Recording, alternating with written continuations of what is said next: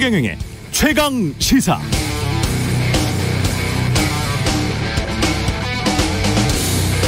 네, 돈과 돈이 부딪히는 주식시장에서 공정한 경쟁을 하기 위한 필수 조건은 정보가 모두 투명하게 누구에게나 즉시 전달되는 것이죠.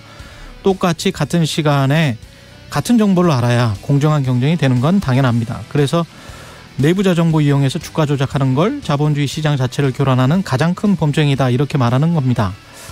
마찬가지입니다. 말과 말이 부딪히는 언론 시장에서 공정한 경쟁을 하기 위한 필수 요소는 언론이 유권자에게 필요로 하는 정보를 정확하게 그 즉시 전달하는 겁니다. 정확하게 그 즉시 전달하는 겁니다.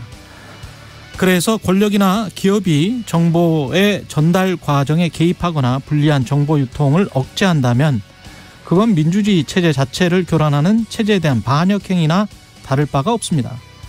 게다가 한국 언론 시장은 대통령 중심제 정부나 공공기관이 신문사들의 주요 광고주이기도 합니다. 언론에 영향을 주는 권력, 금력, 정보력이 사실상 한 곳에 다 집중되어 있는 셈이죠. 그래서 권력을 잘못 사용하면 힘을 통해 정보의 자유로운 유통을 현상 변경시키기 손쉬운 구조입니다. 박정희 정부 때처럼 중정요원들이 언론사에 직접 들어와서 기사 빼라고 협박하는 그런 방식은 사라졌습니다만, 전용기 탑승 배제에 이어서 MBC는 세무조사 추징금까지 내라는 통보를 받았습니다. 대통령실 출입 기자들에 대한 압박도 심해진 것 같고요. 다음 타겟은 누가 될지 모르겠습니다. 그러나 한국의 민주주의는 확실히 아직 취약한 것 같습니다. 대통령이 누구냐에 따라서 크게 달라질 수 있다. 그건 확실해 보이네요. 네, 안녕하십니까. 11월 15일 세상에 이익이 되는 방송 최경영의 최강시사 출발합니다. 저는 KBS 최경영 기자고요. 최경영의 최강시사 유튜브에 검색하시면 실시간 방송 보실 수 있습니다. 문자 참여는 짧은 문자 50원, 긴 문자 100원이 드는 샵9730 또는 유튜브 무료 콩 어플 많은 이용 부탁드리고요. 오늘 최강시사 이태원 참사 관련 국정조사 요구 국민 서명운동을 제안한 민주당 강훈식 의원 만나보고요. 예산정국 대립각 어떻게 풀어나갈지 신임 국회 부의장 국민의힘 정우택 의원 연결합니다.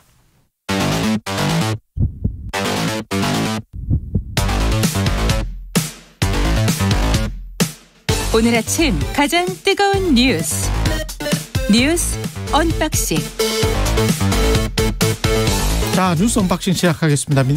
민동기 기자, 김민하 평론가 나와 있습니다. 안녕하십니까? 안녕하십니까? 예, G20 서밋 기조연설, G20 정상회의가 이제 시작돼서 윤석열 대통령이 기조연설을 했고요. 디지털 전환을 강조했군요. 네. 예.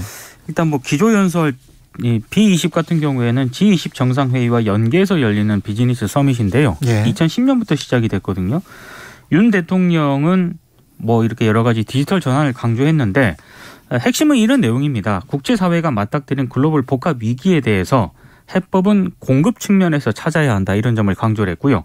정부의 역할 또한 바뀌어야 한다라고 얘기를 했는데, 윤 대통령은 민간 주도 시장 중심으로 경제 시스템을 전환해서 경제 체질을 강화함으로써 위기를 극복할 수 있다, 이렇게 믿었고 강조해 왔다는 점을 언급을 했고요. 그래서 기업의 투자를 제약하는 규제를 과감히 혁신하고 기업하기 좋은 환경을 조성하기 위해 노력해 왔다, 이런 점을 강조를 했습니다. 그러니까 아무래도 대통령 취임 전부터 강조해 왔던 뭐 규제 완화라든가 이런 점을 이제 이번에 가서도 좀 강조한 것으로 보이는데요. 오늘 G20 정상회의에서 식량 에너지 안보와 보건 세션 연설에 나설 예정입니다. 네, 이제 뭐 여러 가지 지적이 있겠습니다만, 그리고 디지털 전환도 꼭 필요한 문제겠습니다만, 앞으로 이제 G20 정상회의나 이런 데서 주되게 이제 다뤄질 의제, 그리고 전 세계 이제 글로벌 경기에 대응하는 어떤 그러한 이제 정부의 입장에서 추가적으로 여러 가지 또 재개하고 논의해야 될 사안들이 있을 것으로 보이는데, 이 디지털 대전환, 그리고 그것이 이제 공급 측면에서의 어떠한 이제 뭐랄까요, 대안이다라고 얘기하는 거에 대해서는 조금 연결고리들이 더 필요한 것 같고, 좀 더 그렇죠. 넓은 시야, 좀 더 넓은 대안이 좀 필요한 것 같아요. 그래서 그런 대안을 앞으로 이제 대통령이 뭐 꼭 국제 무대에서만 밝힐 필요는 없으니까 국내에서라도 여러 가지 대책들을 좀 세분화해서 밝히는 그런 일들이 더 있어야겠다는 생각이 듭니다. 조금 이게 뭐랄까, 국민들 입장에서는 B20에서 했던 연설 내용이 약간 마음에 확 이제 와닿거나 뭐 그런 건 아닌데, 여러분 이 부분은 좀 아쉬움이 좀 남는 것 같습니다. 예. 그리고 대통령 전용기 안에서 특정 언론사 기자들만 이제 따로 만났다, 이런 보도가 있는데 이게 무슨 말이죠? 그러니까 지난 13일인데요. 그 특정 언론사의 동행 취재 기자 2명을 대통령 전용기 안에 전용 공간, 대통령 전용 공간 있지 않습니까? 예. 이 공간으로 따로 불러 만났다는 그런 내용입니다. 지난 13일 현지 시간으로 저녁 8시경에 대통령 전용기를 타고 이 캄보디아 푸놈펜을 떠나서 인도네시아 발리로 이제 이동을 하고 있었는데 이 과정에서 윤석열 대통령이 채널A 기자하고 CBS 기자를 따로 불러서요. 채널A와 CBS 기자. 네, 1시간가량 대화했다는 그런 내용입니다. 전용기가 이륙한 지 1시간 정도 지났을 때 승무원이 이 두 기자에게 메시지를 전달을 했고 두 기자는 전용기 앞쪽에 있는 대통령 전용 공간으로 이동을 했다고 합니다. 왜 두 기자만 불렀느냐? 윤 대통령을 취재하면서 개인적인 친분이 있는 것으로 일단 알려지고는 있습니다. 근데 조금 논란이 좀 제기가 되는 대목일 수밖에 없는 게 일단 MBC 취재진 같은 경우에는 전용기에 태우지도 않지 않았습니까? 경향신문하고 한겨레 기자는 민항기를 이용해서 지금 이동해서 취재를 하고 있고요. 예. 그리고 풀 기자단에 대한 뭐 취재 제한 조치라든가 이런 것 때문에 계속 언론 자유 논란이 좀 제기가 되고 있는 그런 상황인데 전용기에서 기자 간담회도 안 했고요. 안 했고요. 질의응답도 안 했고. 그런데 두 기자만 톡 따로 불러가지고 이렇게 얘기를 한 게 1시간 동안 적절하냐 이런 논란이 제기가 되고 있고 이건 전용기를 사적으로 지금 이용하고 있는 것 아니냐라는 그런 비판도 제기가 되고 있는 상황입니다. 그러니까 만약에 뭐 이게 모르겠습니다. 국민들이 일반적으로 볼 때는 뭐 만날 수도 있는 거 아닌가 이렇게 생각할 수도 있을 텐데, 근데 언론의 시각으로 보면은 이게 이상하거든요. 지금 말씀하신 것처럼 언론을 대하는 태도나 이런 게 대통령은 언론을 너무 쉽게 생각하고 있다. 언론과 권력의 관계를 대단히 단순한 구도로 이해하고 있다라는 생각이 좀 듭니다. 그래서 전용기에 타지 말라면 타지 말아야 되고, 그다음에 대통령은 굉장히 권력이 크고 강한 권력 갖고 있는 그런 존재인데. 그렇죠. 기자 2명 찍어서 따로 와라 그러면은 가서 만나는 게 뭐 당연하게 있을 수 있는 일이고, 이 정도로만 생각하면 제가 볼 때는 권력과 언론과의 관계에 대해서 바람직한 그러한 방향을 잡기가 어려울 거라고 생각이 되고요. 하다못해 예를 들면은 과거의 경우에 그건 이제 뭐 국정원이니까 그렇습니다만은 대통령이 예를 들면 국정원장을 독대하는 것도 폐단이다 그래가지고 그거 못하게 하지 않았습니까? 물론 기자가 국정원장은 아닙니다만은 거기서 이제 대통령이 어떤 얘기를 하는 것인지, 그리고 그 얘기가 이 두 기자들에게 또 이 두 기자가 속한 언론사에 어떤 영향을 주는 건지 그거 장담할 수 없는 거거든요. 그러니까는 대통령이 이 검사 출신인데 검찰총장 그리고 서울중앙지검장 할 때는 뭐 기자들하고 법조 기자들하고 뭐 이런 관계를 맺는 것이 일상화돼 있었을지 모르지만 이제는 지도자의 입장에서는 이런 방식으로 언론을 대해서는 안 된다. 그 마찬가지 사안으로 저는 생각이 됩니다. 자본주의 주식시장을 지탱하는 제도 중에 하나가 공시라는 제도가 있잖아요. 네. 그러니까 어떤 사실을 어떤 기업에서 알게 되면 그 즉시 그 투자자들 또는 잠재적 투자자들에게 그냥 다 공표를 해버리는 겁니다. 그래서 이제 전자공시 제도를 통해서 완전히 공표를 하는 거죠. 그게 이제 그 완벽하게 정보가 완벽하게 이제 공개가 되고 굉장히 실시간으로 나오고, 그리고 내부자 거래가 없는 그런 시장을 우리가 완전 자본시장, 완전 주식시장이라고 하는데, 그게 이제 대개는 선진국들이죠. 우리는 최근까지도 반 투명 시장 뭐 이렇게 지금 취급을 받아왔었거든요. 자본시장에서도. 근데 이제 이것도 제가 오프닝에서 말씀드린 것처럼 말의 시장도 똑같아요. 그렇죠. 말의 시장도 기업에서 스스로 알아서 그게 불리한 내용이건 좋은 내용이건 간에 투자자들에게 먼저 확실히 공시를 해야 사고 팔 때 그때 그 기업에 계속 장기적 믿음이 생기는 거예요. 그 장기적 신뢰 때문에 불리한 내용도 빨리빨리 이야기를 합니다. 물론 법적으로 미국의 SEC가 아주 심하게 다루기 때문에 그런 것도 있지만 한국 같은 경우는 그런 거에 굉장히 좀 주저주저 하잖아요. 네. 그런 것들이 자본주의 발전이랄지 민주주의 발전에 전혀 도움이 되는 관행은 아닙니다. 예. 그리고 G20 관련해서 지금 가장 하이라이트였어요. 바이든과 시진핑, 바이든 대통령과 시진핑 주석이 첫 대면 정상회담을 했습니다. 그러니까 현안들이 많지 않습니까? 예. 근데 입장차만 재확인했는데, 그럼에도 불구하고 하나의 성과는 좀 있었습니다. 양국 간의 경쟁이 충돌로 번지지 않도록 차이를 관리할 필요가 있다. 이 부분에 있어서는 또 양 정상이 합의를 했는데요. 이를테면 뭐 대만 문제에 있어서 바이든 대통령은 중국의 억압적인 정책들이 대만의 평화를 위협하고 있다.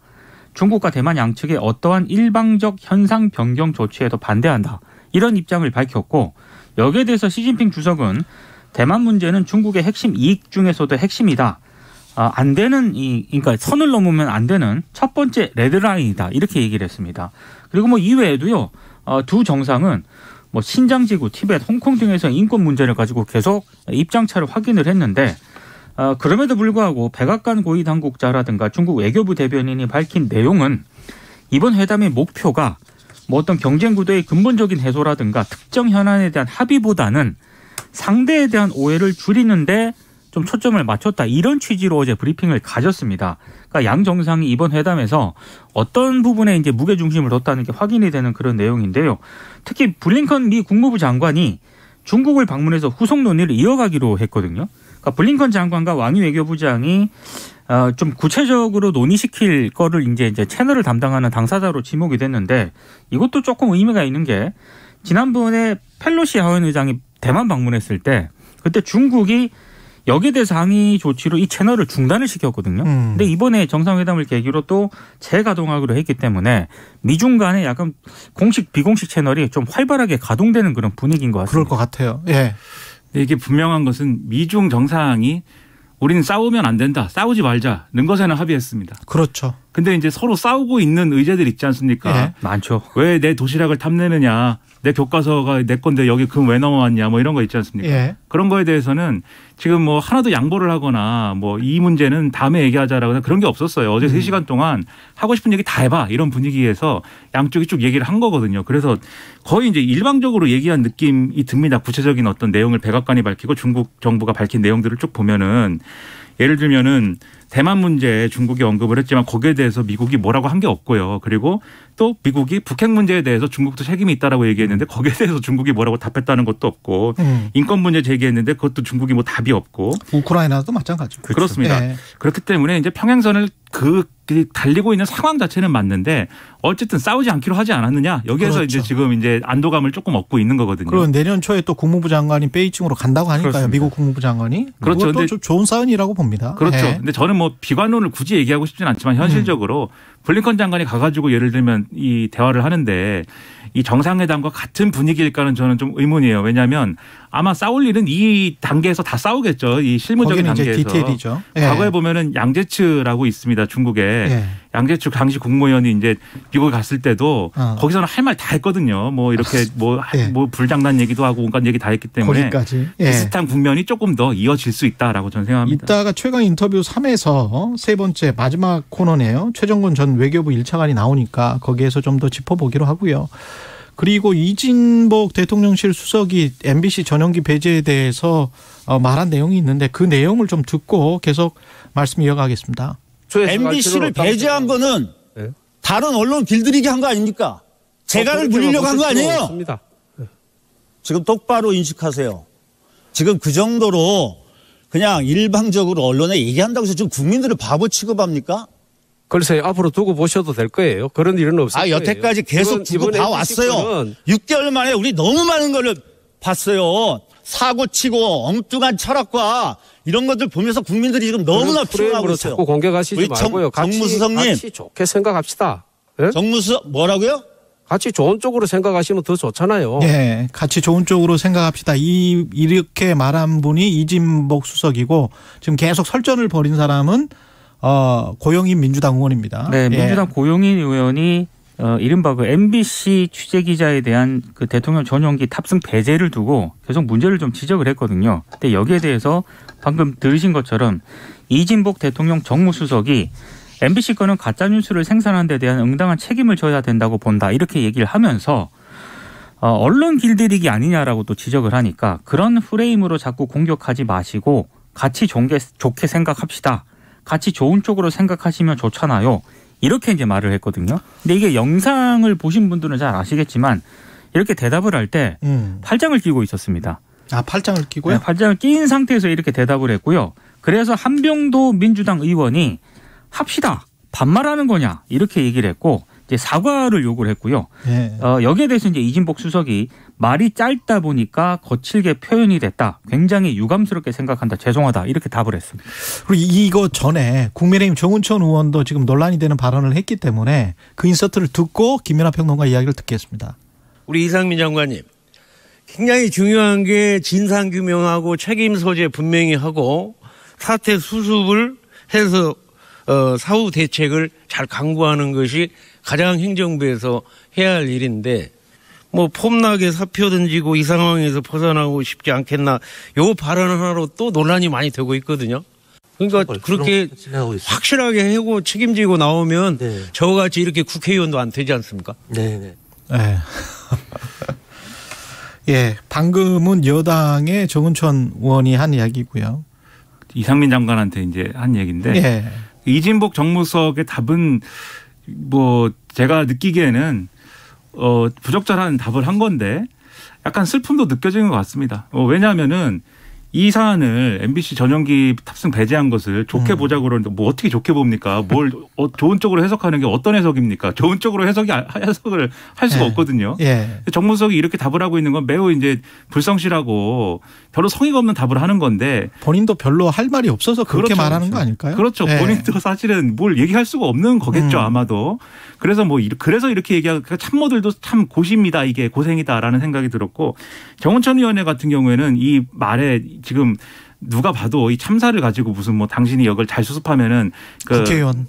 국회의원도 될 수 있어라고 얘기하는 게 맞지 않죠. 근데 그 얘기도 사실 잘 보면 맥락을 잘 보면 자기 자랑입니다. 이게.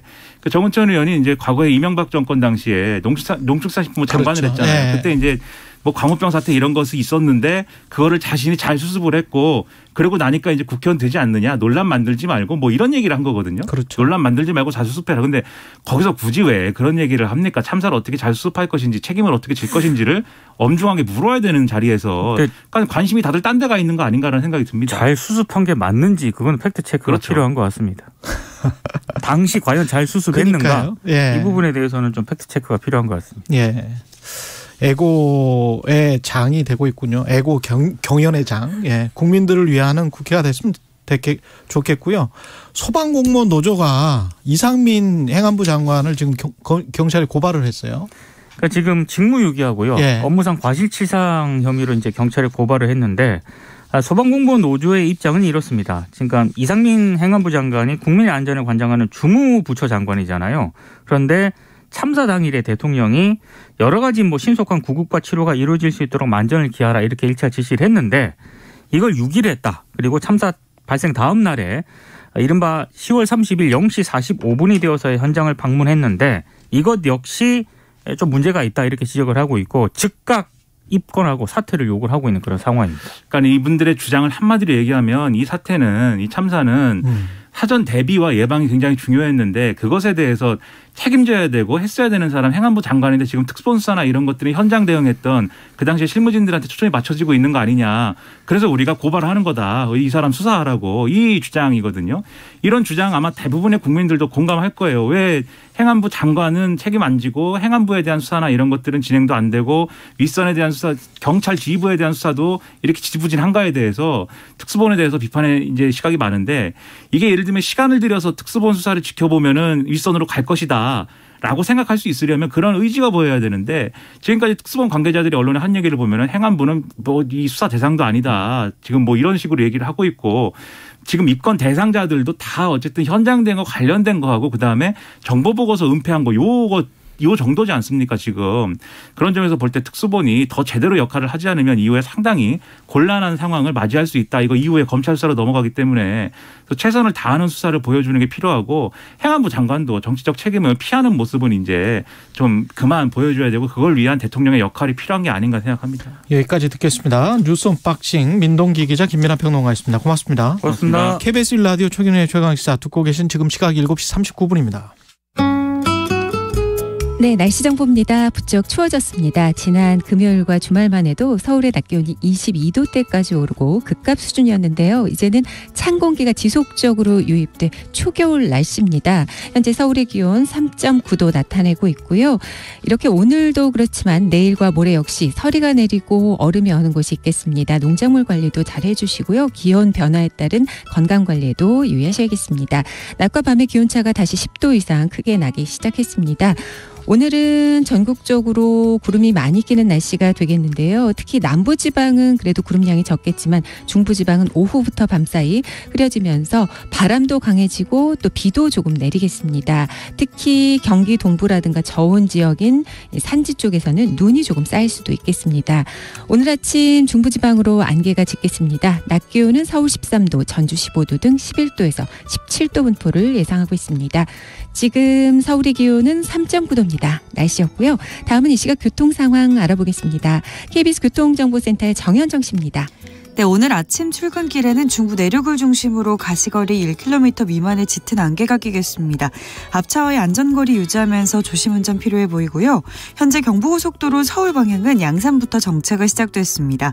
달래내 부근에서는 화물차 관련 고장난 차가 서 있어서 처리하고 있습니다. 달래내 부근에서 반포까지는 8km가량 밀리고요.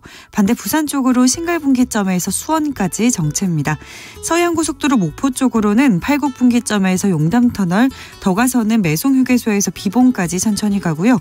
중부고속도로 남이 방향은 호법분기점에서 모가 부근까지 정체입니다. 반대 하남 쪽으로 하남분기점 4차로에서는 화물차 고장난 차가 서 있습니다. KBS 교통정보센터에서 정현정이었습니다. 오늘 하루 이슈의 중심. 당신의 아침을 책임지는 직격 인터뷰. 여러분은 지금 KBS 1라디오 최경영의 최강시사와 함께하고 계십니다.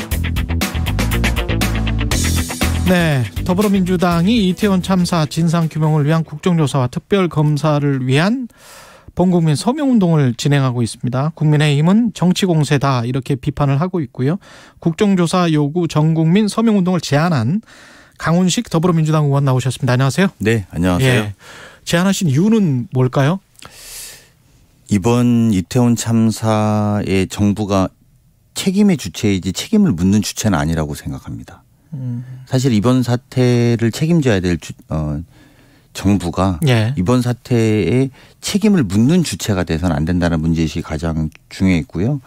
정부 여당이 국민의 분노와 슬픔을 자꾸 외면하고 회피하려고 하기 때문에 국회에서는 이걸 좀 시스템으로 만들어야 된다 문제의식이 되게 강했다.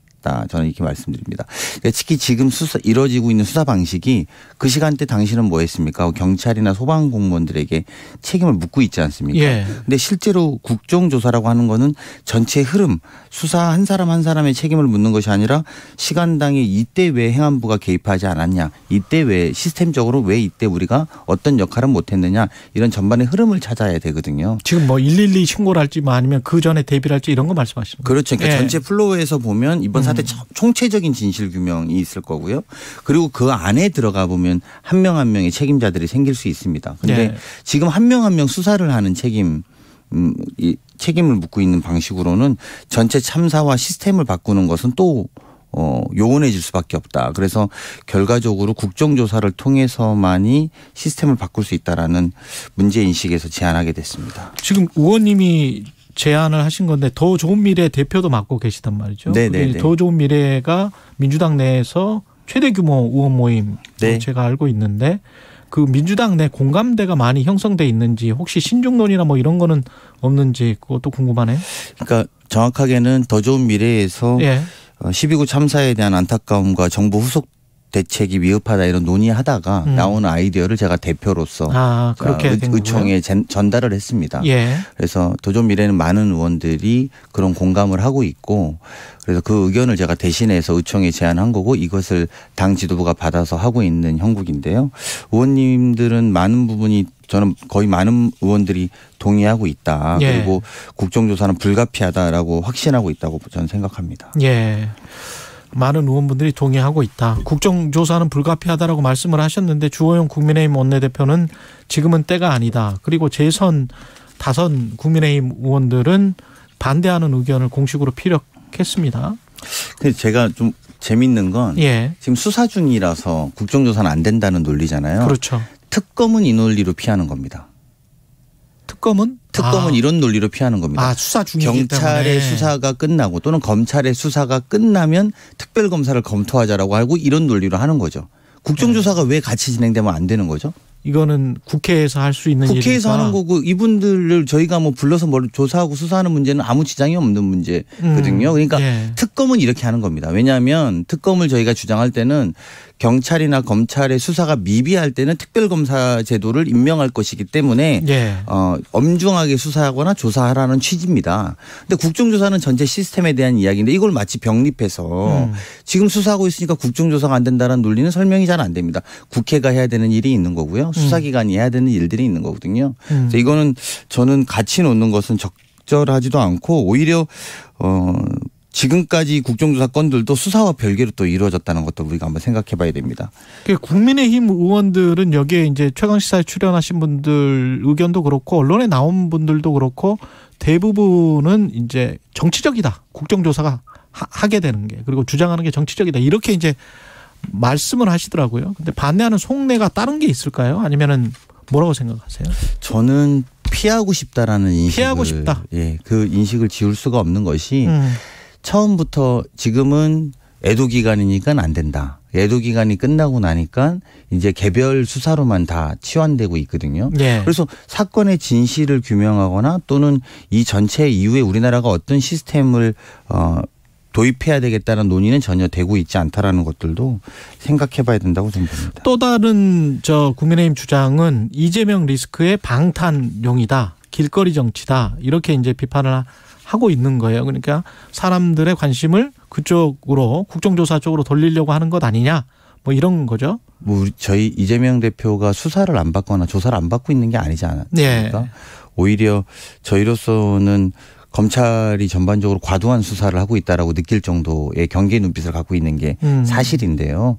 이걸로 방탄이 됩니까? 저는 오히려 수사나 조사가 이재명 대표와 관련된 게 수사나 조사가 안 되고 있으면 그런 방탄 논리도 맞지만 오히려 저는 진상규명을 회피하고 있는 정부 여당의 행태다 이렇게 생각합니다. 이게 단독 추진을 하게 되면 어떤 부담 같은 거는 혹시 없을까요? 가급적이면 같이 조사하는 것이 맞겠죠. 예. 근데 오히려 저희가 이렇게 저희로서는 같이 하는 것이 맞다라고 판단하고 있고 국회의원들도 여당 의원들도 사실은 국정조사는 불가피한 것 아니냐. 예. 이렇게 과거에 세월호라든지 아니면 뭐 여러 가지 우리가 국정조사를 도입했던 것들을 보면 예. 국회의원들도 아마 공감하고 있을 겁니다. 여야를 구분하지 않고 다만 이제 어제 다선 의원들이 공감하지 않았다라고 말을 했지만 또 일부에서 흘러나오는 이야기는 나는 그런 의견과 달랐다라고 이야기하는 분들도 있거든요. 예. 그러니까 여당 내에서도 국정조사가 불가피하다고 생각하는 만큼 시간이 지나면 그래서 저희들이 국민께 호소하고 서명운동을 하자는 것도 국민들의 민심을 여당 의원들도 민심을 확인할 수 있거든요. 예. 여의도에서 국회에서는 여야가 생각이 다를 수 있지만 국민들한테 국정조사가 필요하냐 안 필요하냐 물어보면 여당 의원들도 야 국민들이 이렇게 국정조사를 원하고 있구나라는 것을 받아들일 수밖에 없을 거기 때문에 저희가 서명운동을 제안했습니다. 어제 금태섭 전 의원 같은 경우는 민주당의 사당화, 이재명 당대표의 리스크, 사법 리스크로 굉장히 강조를 하더라고요. 근데 정진상 실장이 오늘 이제 검찰으로 소환 조사를 받으러 가게 되는데 민주당 의원들은 박범계 의원을 비롯해서 관련해서 이제 대검 항의 방문을 하는 것이고 어떻게 보십니까? 이게 좀 수렁이나 미궁 속으로 이렇게 들어가는 것 같은 그런 느낌은 안 드세요? 저희는 아직까지는 그렇게 생각 안 하는 것이 그렇게 생각하지 아까 않으세요? 말씀드린 것처럼 검찰이 과도한 수사를 전개하고 있다라는 경계의 눈빛을 갖고 있고 그리고 이게 이재명 대표 건이 아니더라도 민주당의 국회의원들 전반이 지금 여러 수사와 조사를 받고 있는 게 사실입니다. 아, 그래요? 그래서 그렇기 때문에 저희가 어떤 의원에 대한 문제보다도 민주당 전체가 지금 검찰의 과도한 개입에 대해서 걱정스러운 마음으로 이렇게 움직이고 있는 것이지 이것을 사당화까지 모는 것은 좀 적절치 않다고 생각합니다. 검찰이 정치적으로 뭔가 의도를 가지고 있다고 보시는 겁니까? 지금 진행되는 상황. 저는 뭐 검찰이 정치적 의도에 대한 판단까지 제가 말씀드리기는 뭐 힘들고 하지만 저희로서는 야당으로서는 최근에 있었던 당사 압수수색이라든지 여러 가지 일련의 사태들을 좀 보면서 이건 좀 과도한 것 아니냐라는 경계의 마음을 갖고 있다는 건 사실입니다. 이태원 참사 관련해서 지금 특검은 국정조사는 지금 서명 운동을 하신다고 하는 거고 특검은 필요하다고 보세요? 그건 이제 조사의 결과를 보면 그게 이제 설명이 되는 것이죠. 그걸 그래서 좀 제가 보면서. 주호영 의원이나 그 지도부의 여당의 지도부들이 말하는 것이 설득력이 있는 것은 예. 설득력이 있으려면 특검에 해당돼서는 그럴 수 있다는 겁니다. 예. 그 수사조사 결과 보고 미진하면 우리가 특별검사하자 이렇게 예. 하는 건 맞는 문제지만요. 예. 국정조사는 전혀 다른 문제라는 것이죠. 그걸 피할 이유가 없는 것이죠. 수사도 하고 국정조사도 해야 되는 사안이라는 겁니다. 지금 이상민 행안부 장관이 범정부 재난안전관리체계 개편 TF 단장을 지금 맡게 됐단 말이죠. 이거는 뭐 야당이나 이렇게 주장하는 것처럼 물러나는 그런 수순은 아닌 것 같은데. 그러니까 이제 예. 사실은 이래서 반대로 말하면 저희는 물러나라고 한 건데요. 행안부 장관이 재난안전관리체계 개편 TF 단장을 할 수밖에 없어요. 예. 근데 지금 그게 적절하냐는 거죠. 그러니까 유가족이나 국민들이 느꼈던 트라우마에 대한 것을 배려하지 않는 공감제로 결정이다. 저는 이렇게 보고요. 예. 그러니까 그래서 물러나고 새로운 신임 장관이 이제 임명이 되면 행안부에 장관이 임명이 돼서 이런 TF 단장을 맡으면 국민들이 그래 한번 새롭게 한번 해봐 기대를 만들 수 있지만 예. 이것은 아마 즉각적인 파면을 피하기 위한 대책 뭐 이런 정도 이상도 이하도 아니라고 생각합니다. 이 이태원 참사 희생자 또 이름이 한 155명 이름이 지금 인터넷 매체 민들레 여기에 이제 공개가 됐잖아요.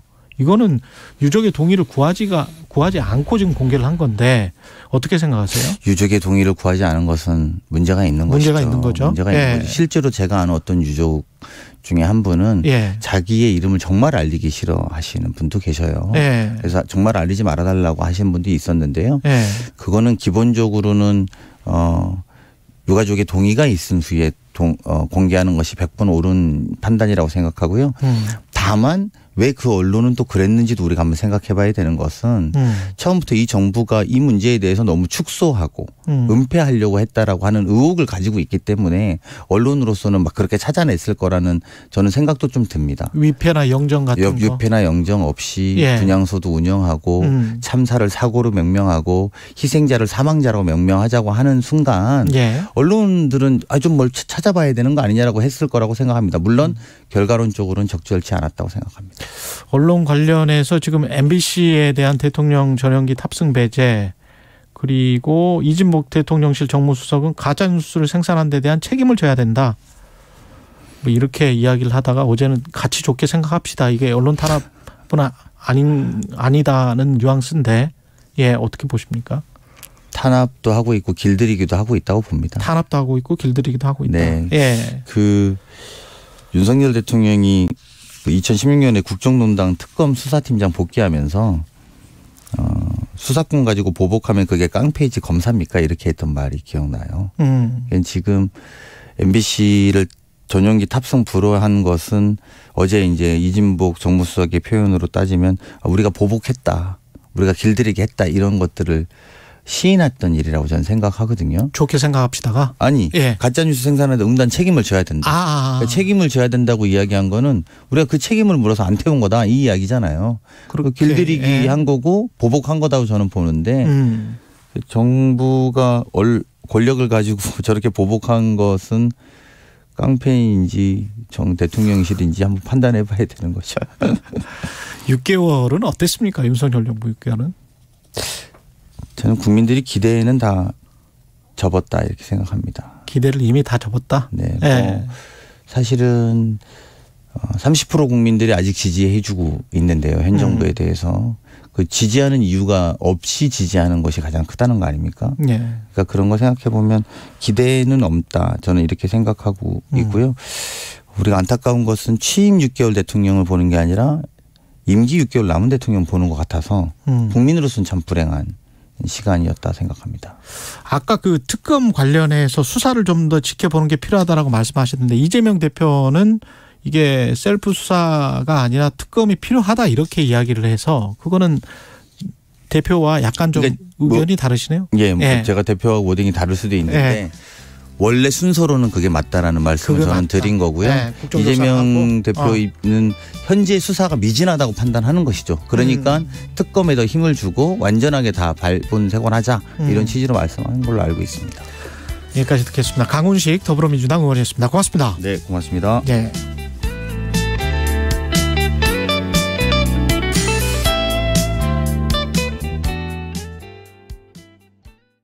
물로 인한 재난 피해 중 태풍과 홍수보다 더 무서운 피해가 있다는 거 알고 있나요? 그건 바로 가뭄입니다. 우리 주변에서도 가뭄으로 인해 단수를 경험한 사람이 늘어나고 있다는데요. 물 부족, 내가 겪게 된다면 정말 불편하지 않을까요? 물 부족 극복을 위해 하수를 정화해 식수로 활용한 싱가포르처럼 우리도 떨어지는 빗물을 모으고 하수를 깨끗하게 처리한다면 얼마든지 물을 재이용할 수 있습니다. 일상 속 물 부족 극복, 물 재이용에 여러분도 동참해 주세요. 이 캠페인은 환경부와 한국환경공단이 함께합니다.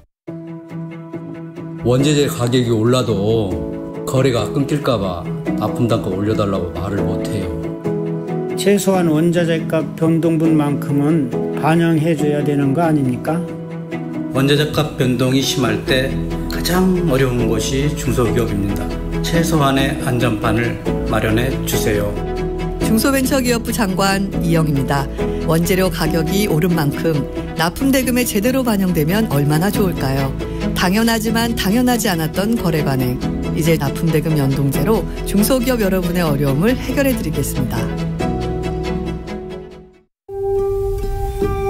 지금 현재 벨린의 소녀상이 사랑을 받고 있어요. 젊은 청년들도 그렇고 어린 소녀들도 그렇고 나이 드신 할아버지들도 소녀상 앞에 가면 그림도 갖다 놓고 책도 갖다 놓고 막 목걸이도 해놓고 정말 모든 사람들이 그렇게 소녀상을 사랑해줘서 저도 너무 행복해요. 2022 KBS 연중기획 기억을 기록하다. 소녀상은 설치를 하고 이제 제막식 때만 해도 그렇게 많은 사람들이 관심을 가진 것은 아니었어요. 독일의 언론사에서도 제막식에 초청을 해도 별 관심을 보이지 않았었는데 일본 정부의 압력으로 독일 밑에 구청에서 소녀상을 철거하고자 한 순간부터 벨린의 소녀상은 독일 시민들의 문제가 된 것이에요.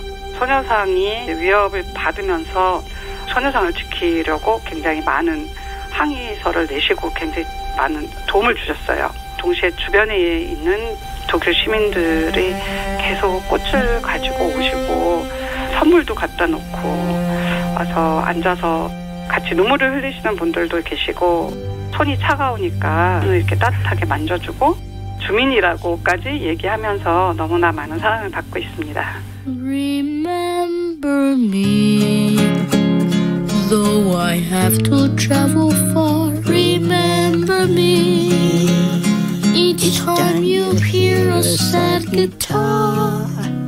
Know that I'm with you. 베를린 소녀상 설치를 추진한 코리아협의회 한정화 대표는 기억합니다. 피해자들의 인권과 인간으로서의 존엄, 우리가 소녀상의 차가운 손을 잊지 말아야 하는 이유입니다.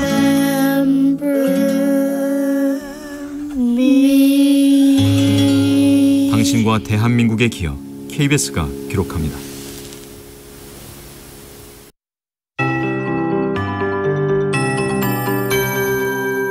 KBS 58분 날씨.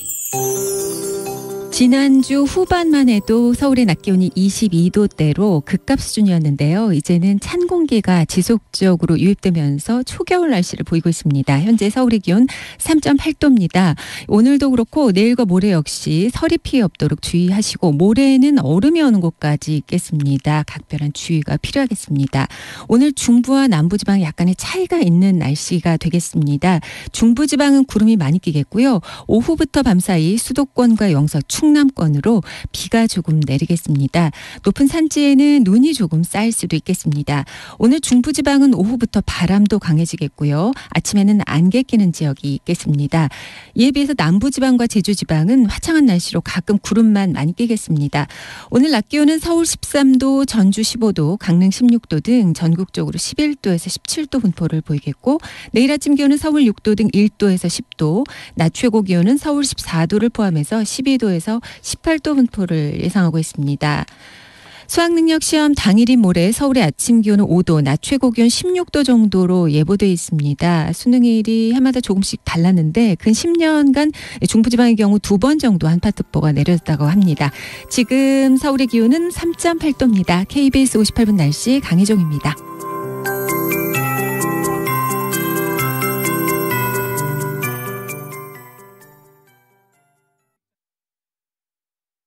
정성을 다하는 국민의 방송 KBS가 8시를 알려드립니다. AM 711kHz, FM 97.3MHz, KBS 1라디오입니다. HLKA.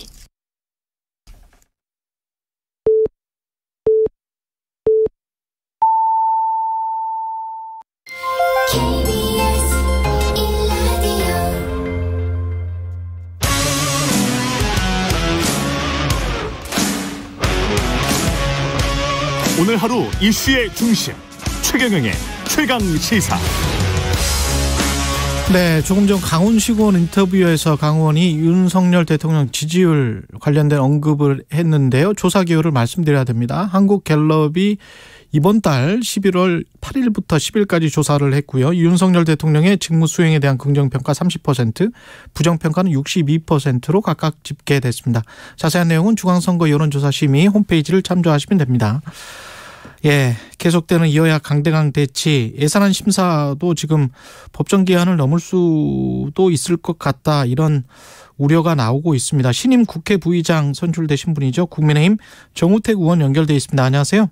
네, 안녕하십니까? 예, 국회 부의장 선출되시고 첫 인터뷰인데 축하드립니다. 네, 감사합니다. 예, 네. 이게 지금 여야 대치 국면에 국회 부의장의 위상이 좀 달라졌다고 봐야 되겠죠? 그래서 뭐 위상이라기보다는 예. 아무래도 여야 대치 국면에서 이 부의장에 대한 무게감이 달라졌다는 얘기는 제가 많이 듣고 있습니다. 예. 그만큼 아마 무거운 책임감을 느낄 수밖에 없다고 이렇게 생각하고요. 하여튼 뭐 예산을 비롯해서 정쟁과 갈등을 줄이고 또 소통과 대화로 합의와 협치가 이루어지는 공간을 만들어줄 책임을 느끼고 있다고 생각합니다. 이런 말씀 드리기가 좀 저된 게, 사람이나 뭐 국회의원이든 누구든 간에 사람을 친윤계나 비윤계나 반윤계 이렇게 나누는 거에 관해서 제가 좀 그렇게 맞득치는 않은데, 네. 의원님 같은 경우는, 부의장님 같은 경우는 비윤계 이렇게 이제 묘사를 하는 언론들이 있던데 어떻게 생각하세요? 저는 그 말씀에 찬성하지 않습니다. 예. 언급하신 것처럼. 예. 저는 뭐 구태여 구분한다면 저는 범윤계가 아닌가 이렇게 생각하는데, 범윤계. 비윤이라고 하니까 그건 찬성하지 않습니다. 왜냐하면은 저는 윤 대통령의 성공의 길이 대한민국이 잘 되는 길이라고 믿고 있기 때문입니다. 예. 그래서 우리 대통령이 잘 성공적으로 가실 수 있도록 모든 힘을 보태는 입장이 있을 때, 예. 그것을 비윤이라고 표현하는 것은 저는 적합하지 않지 않나 이렇게 개인적으로 생각을 합니다. 예. 네. 그러면서도 이제 윤석열 대통령도 잘 돼서 또 윤석열 정부가 잘 돼야 한국이 잘 되는 것 아닌가, 이런 입장이신 것 같아요. 그죠? 네, 그런 건 뭐 강한 의식을 갖고 있습니다. 예. 예산안 관련해서 이제 먼저 좀 질문을 드려보겠습니다. 다음 달 2일이 법정 기한인데 넘길 가능성이 있을까요? 어떻게 전망하세요? 지금 일반적 여의도 전국에서는 넘길 가능성이 뭐 다분히 있다. 예. 그렇게 좀 말씀들을 많이 하고 있습니다. 지금 뭐 잘 아시다시피 한 639조의 예산 심의는 지금 얘기를 해서 심사는 잘 진행되고 있습니다. 다만 이 정부 예산안에 대해서 좀 여야 간에 큰 이견을 보이고 쟁점이 되는 안건이 좀 여러 개가 있습니다. 예를 들면 행정안전부와 관련된 그 경찰국 신설 문제에 대한 예산을 전액 삭감을 했다든지, 예. 또 지역 화폐 문제도 굉장히 지금 여야 간의 이견을 다투고 있습니다. 예. 또 요번에 또 민주당에서는 이태원 참사 이 국정조사와 연계해서도 예산안을 심의를 할 가능성도 크게 보이기 때문에, 예. 지금 법정 기일은 내달 2일까지 기한이 아니겠습니까? 예. 그래서 이게 굉장히 어려울 거다. 오히려 뭐 연말도 넘어갈 가능성도 있다는 얘기도 좀 나오고 있지만, 하여튼 저로서는 그 퍼펙트 스톰이 지금 얘기될 정도로 대외적으로 경제 상황이 지금 매우 어려운 상황이기 때문에 재정이나 예산이 선제적으로 작동하지 않으면 저는 많은 어려움을 겪을 거다 이렇게 생각을 합니다. 하여튼 법정 시한 내에 예산이 통과될 수 있도록 여야가 심혈을 기울여야 된다. 그런 입장에 서 있습니다. 근데 우리가 뭐 미국처럼 가령 뭐 예산안이 계속 비토가 되고 그러면 뭐 셧다운이 되거나 뭐 이런 일은 없잖아요. 준예산 같은 거를 편성해서 일단 쓰고 하면 되는 거 아닙니까? 네, 그렇죠. 그래서 정부가 준예산을 편성하게 되면 그 정부의 부담이 엄청나게 커질 뿐만 아니라 또 준예산이라는 건 일정 기준에 정한 기본 경비만 나갈 수 있게 되기 때문에 그렇게 되는 거군요. 새 정부의 어떤 정치 철학이라든지 이 경제를 운영하는데 굉장한 제약을 받게 되고 그것은 결국 국민들에게 여파로 돌아온다고 저는 봅니다.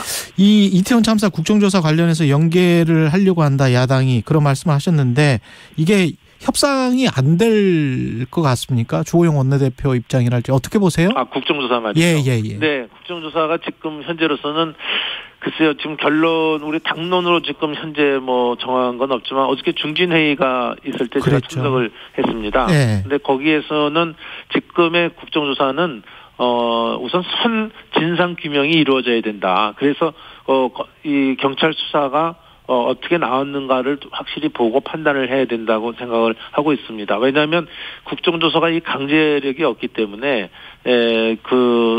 이 경찰의 수사만큼의 어떤 그 진상 규명하기가 어렵다는 점이고 또 증인으로 채택된 사람들도 나와서 자기들의 형사적 책임에 대해서는 회피하는 발언이라든지 또 나오지도 않을 가능성도 좀 있기 때문에 지금은 국정조사보다는 선 진상 규명이 먼저다 하는 것이 어저께 논의가 됐었고요. 또 두 번째로는 가장 큰 것은 지금 국정조사를 하겠다는 의도가 이런 국정조사의 한계를 잘 알고 있음에도 불구하고 민주당이 이렇게 주장을 하는 것은 지금 방탄 국정조사를 하겠다. 이재명 방탄 국정조사를 하겠다는 의도가 다분히 깔려 있기 때문에 여기에 저희 중진들은 어저께 좀 동의하지 않는 입장을 취했다고 제가 판단합니다. 그 방금 전에 민주당 강훈식 의원은 어떻게 방탄이냐 이걸로 뭐 국정조사한다고 막아지겠느냐. 그 검찰 수사는 검찰 수사대로 하는 것이고 이거는 국정조사는 할 수도 있는 거 아니냐 뭐 이렇게 이야기를 하던데요. 왜 방탄이라고 제가 얘기하냐면 이 그동안의 국정조사의 이 결과를 보면 되게 정쟁으로 흘러가게 갈 게 뻔합니다. 거기서 나올 수 있는 무슨 진상규명은 수사한 것 이상 나올 수가 없다는 것이 일반적인 좀 예측이고 결국 거기서는 이제 정치판이 그렇게 벌려지면 그게 한 달이고 두 달 동안 내내 정치 선전의 어떤 정쟁의 장이 되기 때문에 그것이 오히려 수사의 골든 타임을 놓치게 된다면 오히려 진상 규명은 요원해지고 유족들과 국민의 고통만 커질 수밖에 없다는 것이 우리의 얘기고요. 또 한 가지는 요새는 또 나가서 무슨 여론전을 편다고 뭐 서명운동을 또 하고 있더라고요. 근데 서명운동 시작하겠다. 하는 거 보면 저는 지금까지 다수의 권력으로 국회 운영을 독선적으로 독선적으로 처리했던 민주당이 뜬금없이 장애로 나간단 말이죠. 되게 이 장애로 나가는 것은 야당이 의회에서 타협이 도저히 안 되고 좀 의회주의로 갈 수가 없을 한계에 다다랐을 때 장애 투쟁을 하는 것이 일반적인데 여태까지 그렇게 뭐 검소완박법이나 양곡관리법이나 자기 힘으로 국회에서 밀어붙였던 민주당이 갑자기 지금 장애로 나간다고 하니까 저는 이분들이 지금 코미디를 하는 게 아닌가 이런 생각을 전 갖고 있습니다. 그래서 정치 소통이 아니라 정치 쇼통이라는 말이 예전에 많이 유행했는데 정치 쇼통을 이거 하지 마라. 오히려 쇼통이란 말이 예전에 한때 문재인 정권 초기에 유행을 했습니다. 그래서 하여튼 그런 정치 쇼통보다는 저는 좀 진지하게 이 국민의 이 아픔을 진상 규명할 수 있는 수사에 또 더군다나 지금 국가수사본부를 만드는 것이 저쪽에 민주당의 작품이거든요. 근데 거기서 수사하는 것을 믿지 못하겠다 하는 것 자체도 저는 넌센스라고 보고 있습니다. 근데 이제 국회 부의장으로서 조율하고 조정해야 되는 입장도 분명히 있으실 것 같아가지고 이 상황 자체는 이태원 참사 상황 자체는 어떻게 해야 된다고 보세요? 어떤 매듭은 지어야 될 것 같은데요? 매듭 그러니까 저희들이 지금 국정조사나 뭐 저 사람들이 말하는 특검에 대해서 무조건 반대한다 이런 입장이 아니고요. 지금은 진상 규명을 먼저 확실하게 해야 될 때다. 그래서 그 진상 규명이 자기네들의 작품인 국가수사본부에서 수사 결과가 나온 걸 보고 국민의 여론이나 판단에 따라서 수사가 미진하다든지 또 다른 필요가 있을 때 그때 논의해도 늦지 않다는 거죠. 지금 이거를 하면 오히려 수사의 골든 타임을 놓친다는 점을 제가 다시 한번 강조합니다. 그 정치적 책임이라는 부분은 분명히 있을 텐데 네. 이상민 행안부 장관 같은 경우는 어떻게 생각하십니까? 네, 저는 국민의 안전과 재난을 담당하는 총책임자가 행안부 장관 아니겠습니까? 예. 저는 글쎄 결과에 따라서는 정치적 도의적 책임을 면하기가 저는 어려울 거다 이렇게 봅니다. 다만 지금의 이상민 장관이라는 분이 자리에 연연하는 분은 또 아니라고 저는 생각을 합니다. 예. 그래서 지금은 행안부 장관의 사퇴를 운운하기보다는 진실 규명과 대안 마련, 사퇴 수습에 국정을 좀 집중했으면 좋겠다는 생각을 갖고 있습니다. 지금 부의장님 말씀하시는 결과에 따라서는 이라고 말씀을 하셨는데 그러면 결과에 따라서는 이라는 게 경찰 수사 결과 또는 이후에 검찰 수사 결과 이런 거를 말씀하시는 거예요? 수사 결과가 아까 말씀한 대로 예. 진실 규명, 대안 마련, 사퇴 수습이 된 후에 예. 정치적 도의적 책임을 물어도 늦지 않다 그런 얘기입니다. 그럼 몇 개월 후나 1, 2년 후가 될 수도 있는데 그렇게 오래 걸리지는 않을 거로 저는 봅니다. 그렇게 오래 걸리지는 않을 것이다. 예.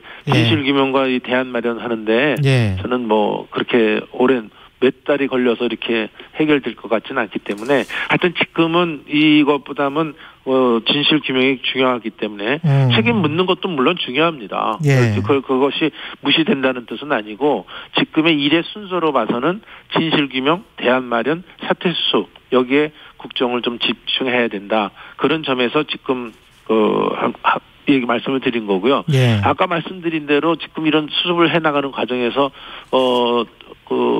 대통령실의 비서실장도 얘기를 했지만 지금 만약 교체를 하게 되면 또 새 장관 임명하는데 여러 시간이 걸리고 또 국정의 어떤 활력이 또 저하될 수가 있기 때문에 지금은 우선 사퇴 수습을 제대로 하고 국민들에게 진상규명을 제대로 밝혀내는 것이 그것이 지금 일의 순서라고 다시 한번 강조드리겠습니다. 예. 네. 이상민 장관 거취 문제와 관련해서 지금 온도차가 좀 있는 게 당 내에서도 안철수 의원이나 유승민 전 의원도 자진 사퇴나 경질을 지금 주장하고 있고 비대위원장 정진석 비대위원장은 책임론, 이 장관 책임론은 대한민국 흔들기다 이렇게 이야기를 하고 있어서 어떻게 당 내에서도 약간의 의견 차가 있는 것 같습니다. 그래서 어떤 사람은 이게 친윤과 비윤의 갈등이 아니냐 이런 얘기도 하고 있는데 언론에서 예. 저는 그렇게는 보지 않고요.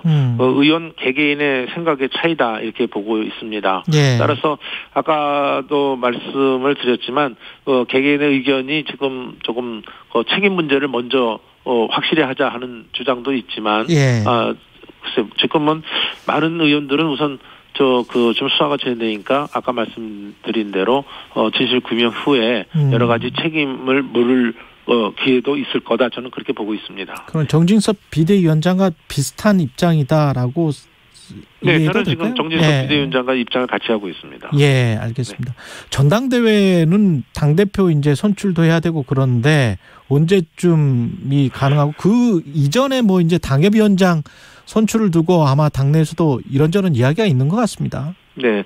아무래도 전당대회를 하려면 당협을 정비해야 되는 것은 당연한 겁니다. 예. 근데 지금 제가 알기로는 거의 70개에 가까운 당협위원장이 좀 사고당부로 되어 있기 때문에 전당대회 전에 그걸 정비해야 되는 것은 당연하다고 보고 있습니다.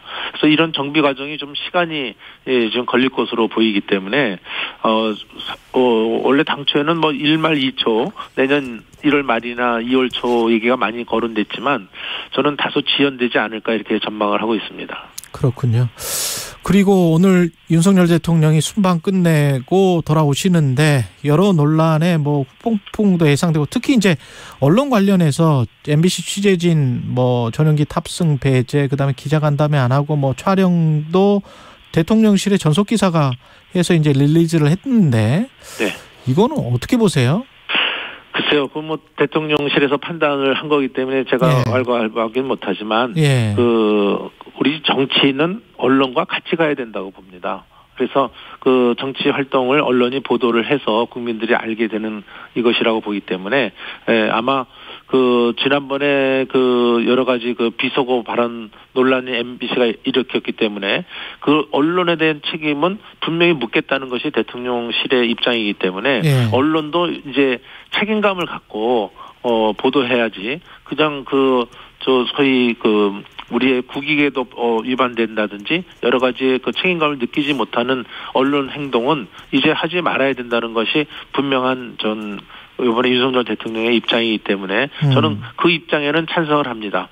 하지만 이제 앞으로는 조금 더 그런 것도 우리 언론도 책임감을 느끼면서 간다고 한다면 대통령실에서도 왜 같이 정치와 언론이 동행하는 것을 반대할 이유가 저는 없다고 그렇게 생각합니다. 근데 그런 입장은 저도 충분히 이해를 하는데요. 그런 입장, 그런 생각이 있다고 해서 그런 조치를 내리는 것 있지 않습니까? 왜냐하면 법적으로 뭐 언론중재위 제소랄지 뭐 아니면 직접 그냥 예전에 트럼프 대통령도요. CNN인가 어느 방송 그 기자를 다음에 자기 인터뷰할 때 배석시키지 않는 조치도 취한 바가 있습니다. 아니 근데 그렇게 해서 이제 미국 언론에 엄청나게 비판을 받고 사실 미국 법원에서도 그렇게 할 권한은 없다라고 판결이 나버렸기 때문에 그렇습니다. 예, 이걸 굳이 하실 이유는 없었던 것 같은데. 그렇지만 대통령한테 그런 확실한 근거 없이 비속어가 계속 진행돼서 나왔다는 것도 언론도 책임을 느껴야죠. 왜 언론은 책임을 못 느끼고 그 처사에만 납다 이렇게 얘기를 하는 것은 저는 타당치 않다. 물론 그 언론과 저는 같이 가야 된다는 얘기는 전 강조를 다시 한번 합니다. 그렇지만 언론도 분명하게 책임감을 그 보도가 정확한 건지 아닌 건지에 대해서 만약 그 후에라도 잘못된 거라 그러면 시정 조치를 하고 또 그때 보도된 것이 조금 잘못됐다는 얘기를 분명히 해야 되는데 지금 그런 것이 없는 상태에서 운영이 되기 때문에 이런 갈등이 빚어진 게 아닌가 이렇게 생각합니다. 네. 꼭 MBC만 한 거는 아닌데요. 사실은. 민주당 현안 관련해서 마지막으로 여쭤보겠습니다. 민주당 아까 쇼통이라고 말씀을 하셨는데 지금 대검찰청 항의 방문해서 이제 정치 탄압이다. 이제 정무조정실장 정진상 김용 이 연계해서 이렇게 이야기하는 것 같아요. 어떻게 보세요?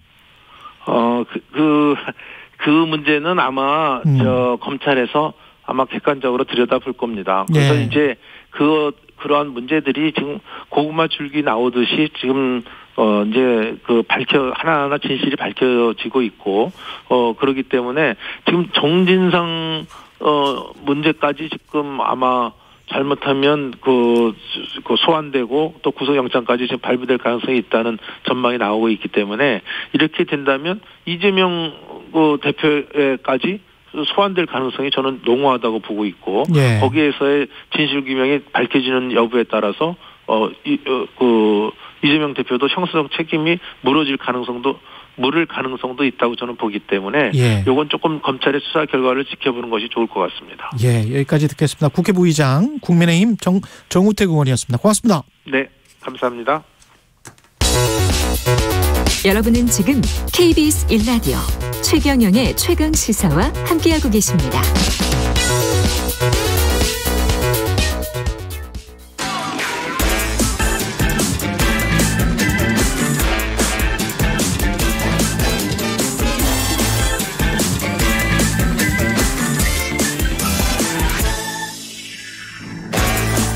네, 한 번 더 뉴스 시간입니다. 오늘은 정은정 작가와 함께합니다.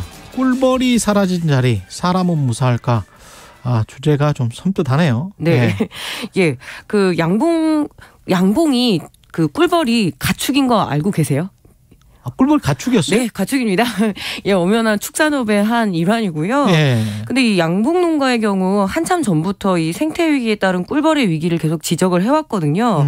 이미 올 봄에 갑자기 꿀벌들이 집단으로 실종을 한 사건이 있었습니다. 그래서 농림축산식품부가 지난 1월부터 2월까지 이렇게 조사를 했었는데 무려 78억 마리가 폐사 피해를 입었다라고 이야기를 하고 있고요. 78억 마리가 폐사? 죽었어요? 네, 그렇습니다. 그래서 지난 몇 년 동안 계속 이렇게 이 문제가 지적이 되어 왔는데, 응애류라고 해서 좀 치명적인 벌레가 있거든요. 예. 이게 발견이 됐고 또 한편으로는 이 평년보다 계속 그 겨울이 따뜻하다 보니까 원래 그 꿀벌들이 좀 쉬고 자기들의 어떤 그 체력을 보충을 해야 되는데 봄이 왔나 이러면서 자꾸 바깥에 가서 활동을 해서 더 체력이 떨어지고 그렇게 폐사로 이어지고 있는 거죠. 아, 이 기후 변화랑 관련이 있네. 아, 예, 매우 깊은 연관이 있습니다. 그래서 근데 양봉 농가들은 이런 병충해와 이상 기온만으로는 그 꿀벌들의 대량 실종을 설명하기에는 부족하다. 조금 더 면밀한 조사를 해달라고 이야기를 하고 있고요. 또 우리는 양봉 산업을 하면은 꿀만 생각을 하지만 이 꿀과 화분 등의 어떤 그 산물들 그리고 생태 보존 이런 여러 가지 그렇죠. 기능들을 보게 되면 꿀 산업만 보면 5천억이지만 그 부산 그 공익적 가치를 보게 되면 무려 한 6조 5천억 정도 7조까지도 보고 있거든요. 그래서 생산액은 굉장히 적지만 공익적 가치가 크기 때문에 그래서 시민들뿐만 아니라 그리고 정부 당국에서도 상당히 관심을 좀 기울여야 되죠. 그렇죠. 꿀이 하는 일이 많지 않습니까? 생태계에. 네, 그렇습니다. 예. 예, 이번에 이 꿀벌의 집단 실종 같은 경우에는 또 그 양봉 농가의 어려움으로 직결이 되는데요. 우리가 왜 풍년이 들면 풍년, 흉년이라고 얘기하잖아요. 근데 몇 년 동안 좀 흉밀 상태였습니다. 흉밀. 예, 그러니까 지금 어떤 밀원 식물이라고 해서 꽃도 예. 충분하지 않고 또 이렇게 날씨가 아무래도 이렇게 뒤죽박죽이다 보니까 꽃이 한꺼번에 피고 또 한꺼번에 지다 보면은 꿀벌들 활동이 상당히 어려워지거든요. 아, 그렇구나.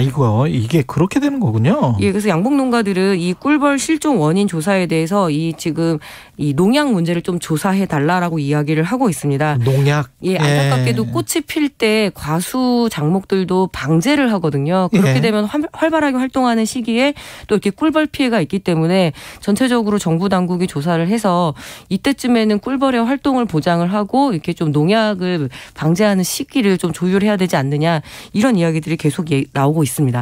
이게 꿀벌 우리나라만의 문제가 아니죠. 이게 꿀벌이 사라지면 뭐 인류가 멸망한다 뭐 그런 이야기 들은 것 같은데. 예, 뭐 4년 만에 멸망한다 이렇게 이야기가 있는데요. 예. 전 세계 주요 100대 농작물의 약 71%가 이 꿀벌을 매개로 해서 수분 활동을 하거든요. 우리가 하는 게 아니네. 농부가 예. 하는 게 아니네요. 그렇죠. 그러면은 예. 작은 열매들이 맺고 그것도 작은 생물들이 먹고 그리고 우리가 또 그 먹게 되잖아요. 동물들. 예. 그렇다 보면 이런 먹이사슬 관계가 파괴가 되면서 인류의 생존에도 상당한 위협을 준다라고 이야기를 하고 있는데요.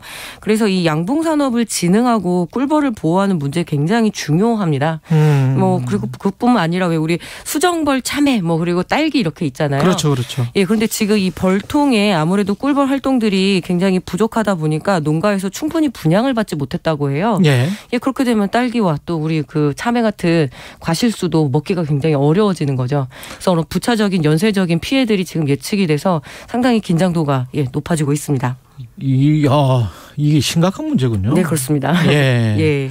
단순히 뭐 로얄 젤리 뭐 이런 거 프로폴리스 이런 거 못 먹는 문제가 아니군요. 이게. 예, 그렇죠. 그래서 또 전반적인 농산업 방향에 굉장히 큰 영향을 미치고 있고요. 예. 또 하다못해 이 프로폴리스나 로얄 젤리, 화분까지 이거 원래 꿀벌들의 중요한 먹이인데 화분까지. 이것마저도 또 인간들이 취하다 보니까 꿀벌들한테는 자꾸 설탕을 먹이게 되거든요. 그래서 자기 자체의 어떤 면역력이라든가 체력이 상당히 떨어져 있다라는 게 현재 양봉 농가의 또 전원이기도 하고요. 인간이 문제네. 네, 그렇습니다. 예, 생태계에서 인간이 미치는 악영향이 굉장히 크군요.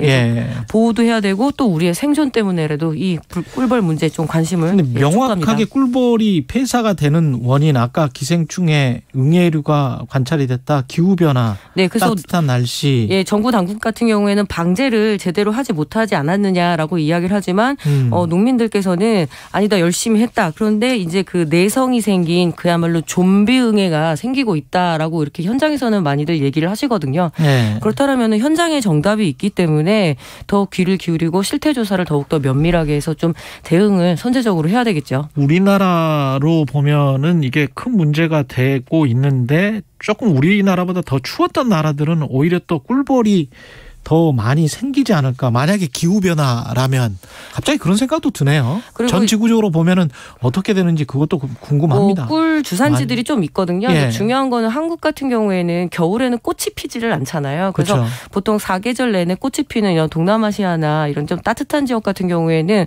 뭐 마누카 꿀부터 해서 굉장히 꿀 유명한 곳들이 있거든요. 근데 한국 같은 경우에 지금 산림지 파괴가 굉장히 심각하기 때문에 적절한 밀원수들이 너무 너무 부족하다. 그래서 향후에 어떤 산림 계획에서 이 꿀벌들이 좋아하는 꽃나무들을 많이 심어야 된다. 이런 이야기도 있기 때문에 이게 상당히 종합적인 계획 속에서 나와야 됩니다. 네. 예. 신당역 스토킹 범죄 피해자 산업재해가 이제야 인정이 됐군요. 예, 너무 당연한 거죠. 예, 후일담 전해드리겠습니다. 이 신당역 스토킹 살인 사건 지난 9월에 있었지요. 참 억울하고 안타까운 희생이었는데 이 신당역 스토킹 살인 사건의 희생자의 서울교통공사의 여성 영무원이었습니다. 예, 산업재해를 인정받았다는 소식인데요. 어제 경향신문 보도에 따르면 근로복지공단이 지난달 31일에 신당역 스토킹 살인 사건 피해자의 그 산재를 인정을 했다라고 합니다. 이에 따라서 이 유족은 유족 급여와 장례비를 지원받을 수 있게 되었고요. 또 이렇게 산재가 인정이 되면서 순직 인정 가능성도 높아졌다라고 합니다. 서울교통공사는 이 근로복지공단이 피해자의 산재를 인정하면 업무상 재해에 따른 순직으로서 그 피해자의 특별 승진 또는 승급이 가능하도록 적극 추진하겠다라고 밝혔거든요. 그래서 또 여기에 그 직장갑질 119라 그래서 그렇죠. 예, 이 신고센터에 드디어 이제 젠더 폭력에 관련한 그 항목이 생겼다고 합니다. 결국엔 이 희생으로 조금 더 나아오긴 했는데 참 미리 했었다라면 어땠을까 이런 안타까움이 또 그 안타까운 마음이 드는데요. 그러니까 직장갑질 119의 젠더 폭력에 관한 어떤 규정 같은 게 생긴 거예요? 네, 새로 생겼다고 얘기를 하네요. 그건 뭐 정부가 만든 뭐 공식적인 겁니까? 네, 그렇습니다. 예. 피의자 이 전주환 같은 경우에는 지금 특정 범죄 가중처벌법상 보복살인 등 혐의로 재판을 받고 있는 중입니다. 예. 그래서 이에 동료들이자 서울교통공사 노동조합은 일종의 좀 환영 성명을 냈지만 하지만 더 중요한 거는 이 직장 내 젠더 폭력 방지를 위한 어떤 대책과 스토킹 근절 그리고 이 처리 과정의 어떤 문제점을 개선했고 무엇보다 이게 홀로 근무를 하다가 벌어진 일이잖아요. 그래서 그거에 대한 기본적인 안전 조치에 대한 요구들을 지금 하고 있고요. 지금 말씀하시는 것처럼 뭐 범죄 예방이 중요할 텐데 어떻게 해야 되는지 뭐 설문조사 같은 거를 좀 했습니까? 네, 이번에 그 13일에 직장갑질 119가 조사를 했다고 합니다. 남녀 직장인 1000명에게 이런 어떤 젠더 폭력 즉 성폭력이나 성희롱을 당한 경우가 있는지를 물어봤는데 여성의 경우에는 4명 중에 1명이 그런 경험이 있다라고 이야기를 하고 있었고요. 예, 결국에는 위계에 의한 그 젠더 폭력이잖아요. 구조적인 폭력이기 때문에 어떤 피해자나 희생자가 잘못한 것이 아니라 가해자에게 철저하게 죄를 묻는 그런 문화가 만들어져야 되는데 어렵잖아요. 우리나라 피해자가 혹시 뭐 그렇게 좋아해서 쫓아다닌 거잖아. 뭐 이런 식으로 이야기를 하다 보니까 그거는 이제 뭐 2차 가해까지 있는 경우가 상당히 많고요. 그래서 주로 상급자나 임원 즉 권력이 있는 사람에게 벌어지는 이 폭력 그렇다라면은 더욱더 철저한 어떤 뭐라 그럴까요? 그 대응들이 필요한 거죠. 네. 우리가 좀 문화적으로 못 따라가는 것들이 많이 있습니다. 이런 것들 보면. 위계에 의한 어떤 젠더 폭력 이건 결국은 그 사회의 어떤 성평등과 인권 의식의 지표이기 때문에 뭐 이런 이 신당역 여성 영무원의 희생을 좀 잘 기리고 또 다시 한번 이런 일이 반복되지 않도록 머리를 모아야 되겠죠. 계기로 삼아서라도 한 번 더 뉴스 정은정 작가였습니다. 고맙습니다. 예, 감사합니다. KBS 1라디오 최경영의 최강시사 2부는 여기까지고요. 잠시 후 정치펀치 김재원 전 최고위원 만나보고 최정권 전 외교부 차관과 이번 동남아 G20 성과 짚어보겠습니다.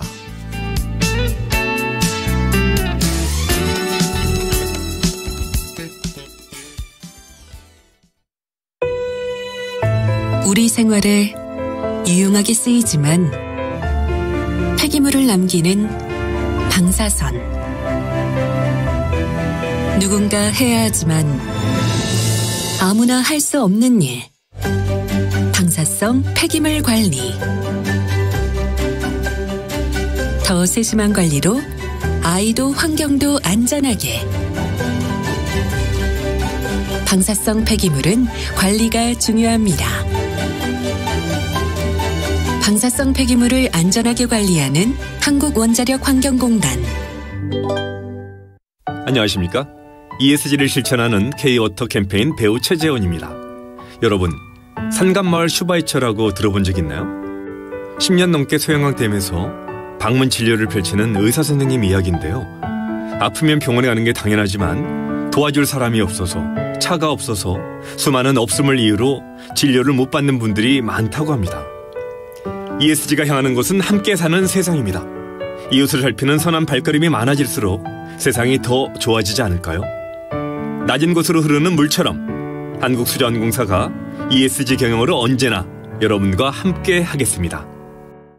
잠시 후 8시 반부터 일부 지역국에서는 해당 지역 방송을 보내드립니다. 가을엔 편지를 하겠어요. 가을엔 저 홍사운에게 편지를 보내주세요. 경제와 관련된 여러분의 진실한 사연이면 무엇이든 좋습니다. 저희는 총 상금 6천만 원으로 보답하겠습니다. 자세한 내용은 오후 4시 5분 홍사운의 경제쇼에서 확인하세요.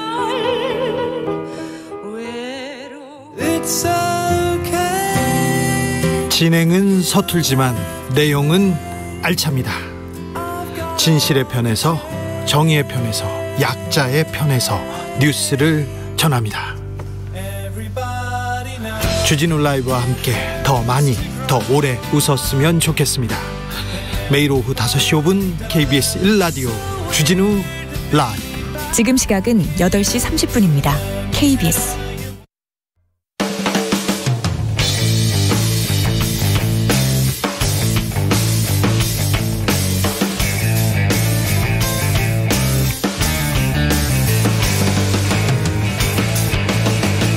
최경영의 최강 시사.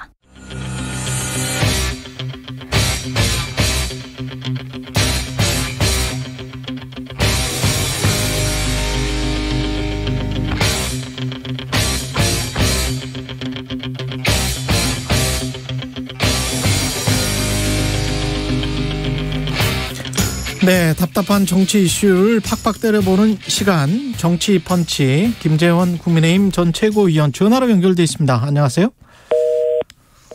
전화 끊어졌네요. 예, 오늘 원래 출연을 하시기로 했었는데 전화 연결도 잘 안 되네요. 예, 지금 다시 전화 연결해보고 있습니다. 오늘 G20 관련해서 여쭤볼 것도 있고, 특히 MBC 취재진 관련해서 대통령실 입장도 들어봐야 되는데, 김재원 전 국민의힘 최고위원 전화로 연결돼 있죠? 네네. 예, 안녕하세요. 왜 갑자기 끊어버리셨어요? 제 목소리 나오니까? 아니에요, 끊어졌어요. 오늘 다 끝내고 대통령은 돌아오시기로 돼 있는 거잖아요, 그죠?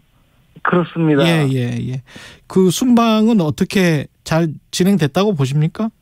아니, 그 대통령의 그 외교 일정이자 그 순방이잖아요. 예. 대통령 외교 일정에 대해서 전부 다 자세하게 평가하고 또 보도하는 것이 아니고, 예.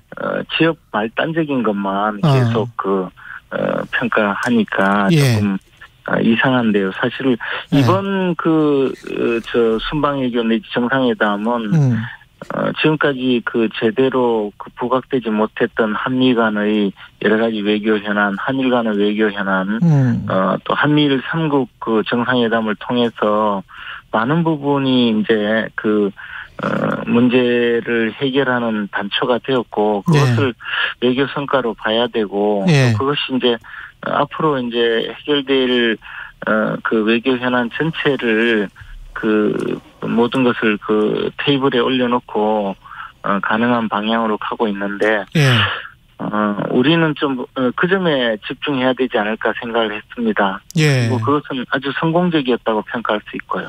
문제 해결에 단초가 됐다라는 것들, 단초가 된 문제들 어떤 식으로 뭔가 단초를 마련했는지 구체적으로 좀 설명을 좀 해주십시오. 지금 당장에 이제 북한의 핵실험을 앞두고 있고, 또 북한의 도발에 대해서 이것이 이제 과거에는 북한이 핵무기를 보유했다는 것에 대해서 우리가 사실 묵시적으로는 그것을 인정했지만 현실화하지 않았지 않습니까? 근데 이제 지금 북한이 핵 보유국이 되려한다는 것을 국제 정치적으로 인정을 할 수밖에 없는 상황에서 공포의 균형의 단계에 갔다고 할 텐데요. 그렇게 되려면 미국이 어느 정도의 우리나라에 대해서 방어력을 확보해 줄 건가 하는 것이 가장 중요한 문제였는데, 그 문제에 대해서는 구체적인 방향이 전부 합의가 되었다고 생각을 합니다. 일본과의 관계에서도 진전된 방향이 앞으로 이제 추진될 수 있을 것 같은데요. 아마 한일 정상회담이 이 비공개리에 진행되었기 때문에 구체적인 내용은 앞으로 브리핑이 되겠지만 예를 들어 징용공 문제라든가 또는 역사 문제에 대해서 어느 정도 협의가 되었을 것으로 보는데요. 그러한 것도 지금까지 단절되다시피 했던 한일 간의 외교란이 복원되지 않을까 그렇게 생각합니다. 예. 지금 혹시 지연 말단적인 문제들만 논의됐다라고 하는 것 중에 MBC의 전용기 탑승 배제 문제도 포함되어 있는 뉘앙스인지 아닌지 제가 잘 모르겠는데. 그뿐만 아니고 당연히 전용기 탑승 배제라든가 또 김건희 여사의 일정 문제라든가 이런 것만 국내에서 신경을 썼거든요. 근데 정말 우리나라의 외교 안보 문제를 논의하고 또 가장 한미 간의 현안인 전기차 정부 보조금 문제라든가 이런 것에 대해서 논의가 된 것인데 그것은 오히려 눈을 감고 있는 것이 아닌가 생각했습니다. 전기차 관련해서는 미국 백악관에서 내는 보도자료는 약간 뉘앙스가 다르던데 그거는 좀 더 전문가랑 이따가 여쭤보기로 해서. 네, 그것은 어쨌든 논의 단초가 되지 않았나 생각합니다. 논의의 단초는 됐다. 아예 그 문제가 거론되기가 어려운 상황이었다고 보는데요. 그래서 상당히 진전되지 않았나 생각합니다.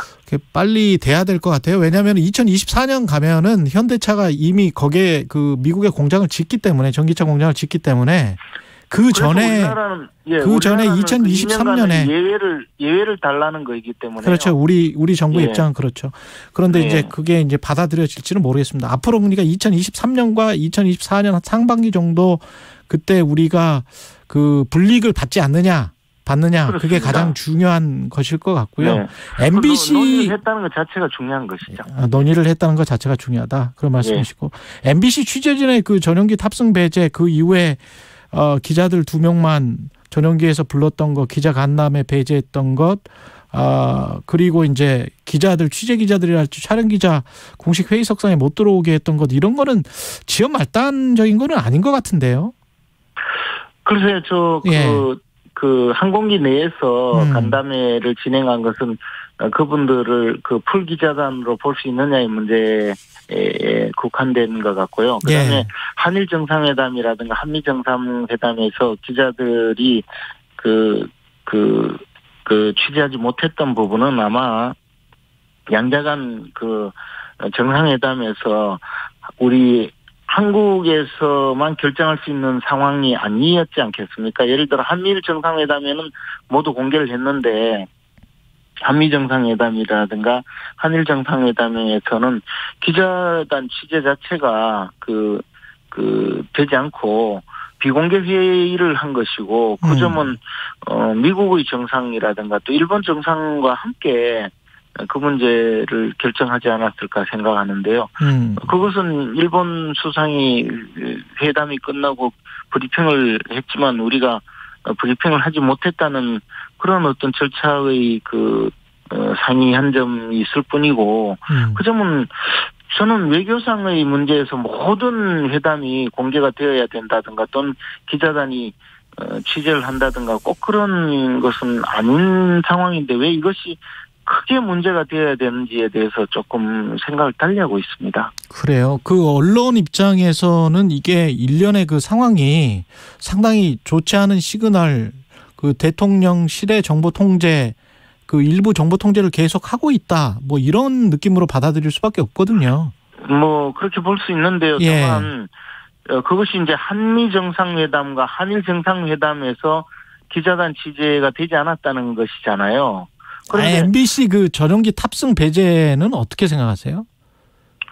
그 부분에 대해서 저 개인적으로 모든 것을 다 그 방법에 대해서 모든 것을 다 제가 동의하는 것은 아니지만 그러나 기본적으로 MBC의 그동안 보도 내용이라든가 또는 모든 것에 대해서 공정한 보도가 되었느냐, 최소한의 공정성이 유지가 되었느냐 하는 데 대해서는 굉장히 저도 의문을 갖고 문제의식을 갖고 있거든요. 그런 데 대해서 그동안 시정 요구를 했지만 시정이 되지 않을 뿐만 아니라 오히려 더 잘못된 방향으로 가고 있다는 것에 대한 그 대통령실의 문제제기 또는 그 방향이었고, 그런 부분에 대해서 저는 뭐 충분히 이유는 있다고 생각합니다. 그리고 아니 대통령실이 MBC 보도가 뭐 가짜 뉴스고 뭔가 문제가 있다라고 생각하면 이런 조치를 내려도 돼요? 민주주의 사회에서? 그 방향에 대해 방법에 대해서 조금 견해를 달리할 수는 있지만 그러나 MBC의 보도 태도라든가 시정을 최소한의 그 시정 요구에 응하지 않을 뿐만 아니라 오히려 더 그런 그 불공정한 보도를 더 하고 있는 상황에 대해서는 어떤 형태로든 제재가 필요하다고 보고요. 다만 그 제재 방법이 옳았느냐에 대해서는 조금 견해가 다를 수는 있겠죠. 그러나 지금까지 해온 여러 가지 방향, MBC 보도 태도에 대해서는 저도 굉장히 문제의식을 갖고 있고요. 그 점에 대해서는 앞으로도 시정 요구가 끊임없이 되어야 될 거라고 생각을 합니다. 그 뉘앙스들이, 왜냐하면 어제 이진복 대통령실 정무수석도 이 관련해서 같이 좋게 생각합시다, 야당 의원 발언에 이렇게 팔짱을 끼면서 이제 대답을 했잖아요. 근데 이게 뭐랄까요, 그 현업 언론인들 입장에서는 이게 굉장히 좀 심각하게 받아들일 수밖에 없거든요.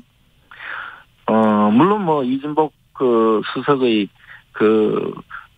응대나 발언 태도에 대해서 문제가 있겠죠. 과거 강기정 수석의 경우에는 뭐 소리도 지르고 해서 국회에서의 답변 태도에 대한 문제의식은 여전히 있을 수 있는데, 지금 말씀하신 대로 언론인이 보는 언론에 대한 응대에 대해서 문제의식을 갖는 것은 일견 언론에서는 충분히 문제의식을 가질 수 있지만, 반대로 언론의 보도 태도에 대해서 갖고 있는 또 다른 문제의식도 있다는 점은 저는 그 점에 대해서도 상당히 공감을 합니다. 최근에 이번 순방 외교에 대한 보도 태도에 대해서도 마찬가지로 김건희 여사가 미국 바이든 대통령과 팔짱을 낀 상황에 대해서 마치 큰 일이라도 난 것처럼 보도를 한다든가, 또는 프놈펜에서 헤브론 병원에 방문한 사실을 마치 외교 결례라는 듯이 보도하는 태도, 이런 점에 대해서 저는 의견을 달리하거든요. 이런 것이 과연 제대로 된 공정한 언론 보도냐에 대해서 많은 국민들이 과연 그렇게 생각할까, 그것도 언론도 마찬가지로 한번 돌아볼 필요가 있지 않을까 생각을 합니다.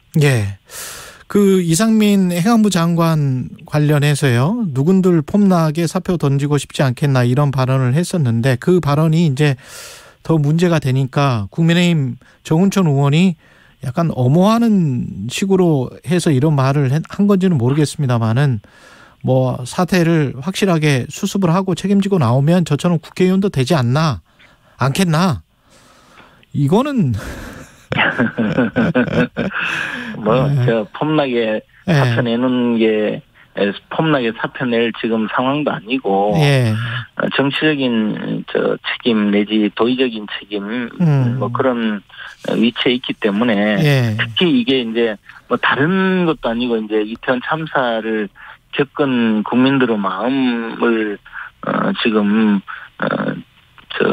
생각한다면 그런 표현이 저는 뭐 그렇게 해서 훌륭한 표현은 아니라고 생각하고요. 다만 본인 생각에서는 지금 사표 낸다고 하면 모든 것이 해결될 텐데 그러지 못하는 답답한 마음을 이야기했다고 하더라도 국민들이 그것을 어떻게 받아들일까 한번 돌이켜볼 필요는 있다고 생각합니다. 혹시 그 사표를 내는 거를 막는 쪽이 대통령실 쪽일까요? 뭐 여러 가지 분위기가 있을 텐데요. 아마 지금 행정안전부 장관 입장에서도 자리에 연연해서 내가 지금 이렇게 사퇴 의사를 표시하지 않고 있다. 보지 말아달라. 나도 똑같은 입장이지만 지금 사퇴 수습을 위해서 이렇게 남아있다라는 어떤 표현을 한 것이라고 보는데요. 그래도 이제 지금 상황은 뭔가 조금 더 조심하고 국민의 마음을 헤아리는 표현이 필요하지 않을까 생각합니다. 그 상황에서는 뭐 대통령실이든 여권의 수뇌부든 여러 분들의 생각이 있겠지만 지금은 본인의 의지가 가장 중요하다고 생각을 합니다. 의원님 생각에는 당의 생각은 한쪽으로 모아졌습니까? 뭐 안철수, 유승민 이 당권 주자 같은 경우는 자진 사퇴하는 게 낫다, 뭐 경질해야 된다 이렇게 이야기하고 있잖아요. 모아지지 않았다는 것이 네. 많은 언론 보도를 통해서 네. 나오고 있는데 저는 어찌됐든 이번 사태를 해결하기 위해서는 결과적으로 행정안전부 장관께서 경찰을 지휘하고 있고 또 국민의 생명과 재산을 지키는 주무장관으로서 어떤 형태로든 거치 표명이 있지 않을까라고 생각을 하고 있습니다. 그리고 그것이 결과적으로 보면 야당에서도 해임 건의안을 제출해서 통과시킬 가능성이 큰데 그렇게 되면 대통령으로서 정치적 부담이 커지기 때문에 궁극적으로는 그런 결과를 감내할 수밖에 없다고 생각을 합니다. 예, 여기까지 듣겠습니다. 정치펀치 김재원 전 국민의힘 최고위원이었습니다. 고맙습니다, 의원님. 고맙습니다.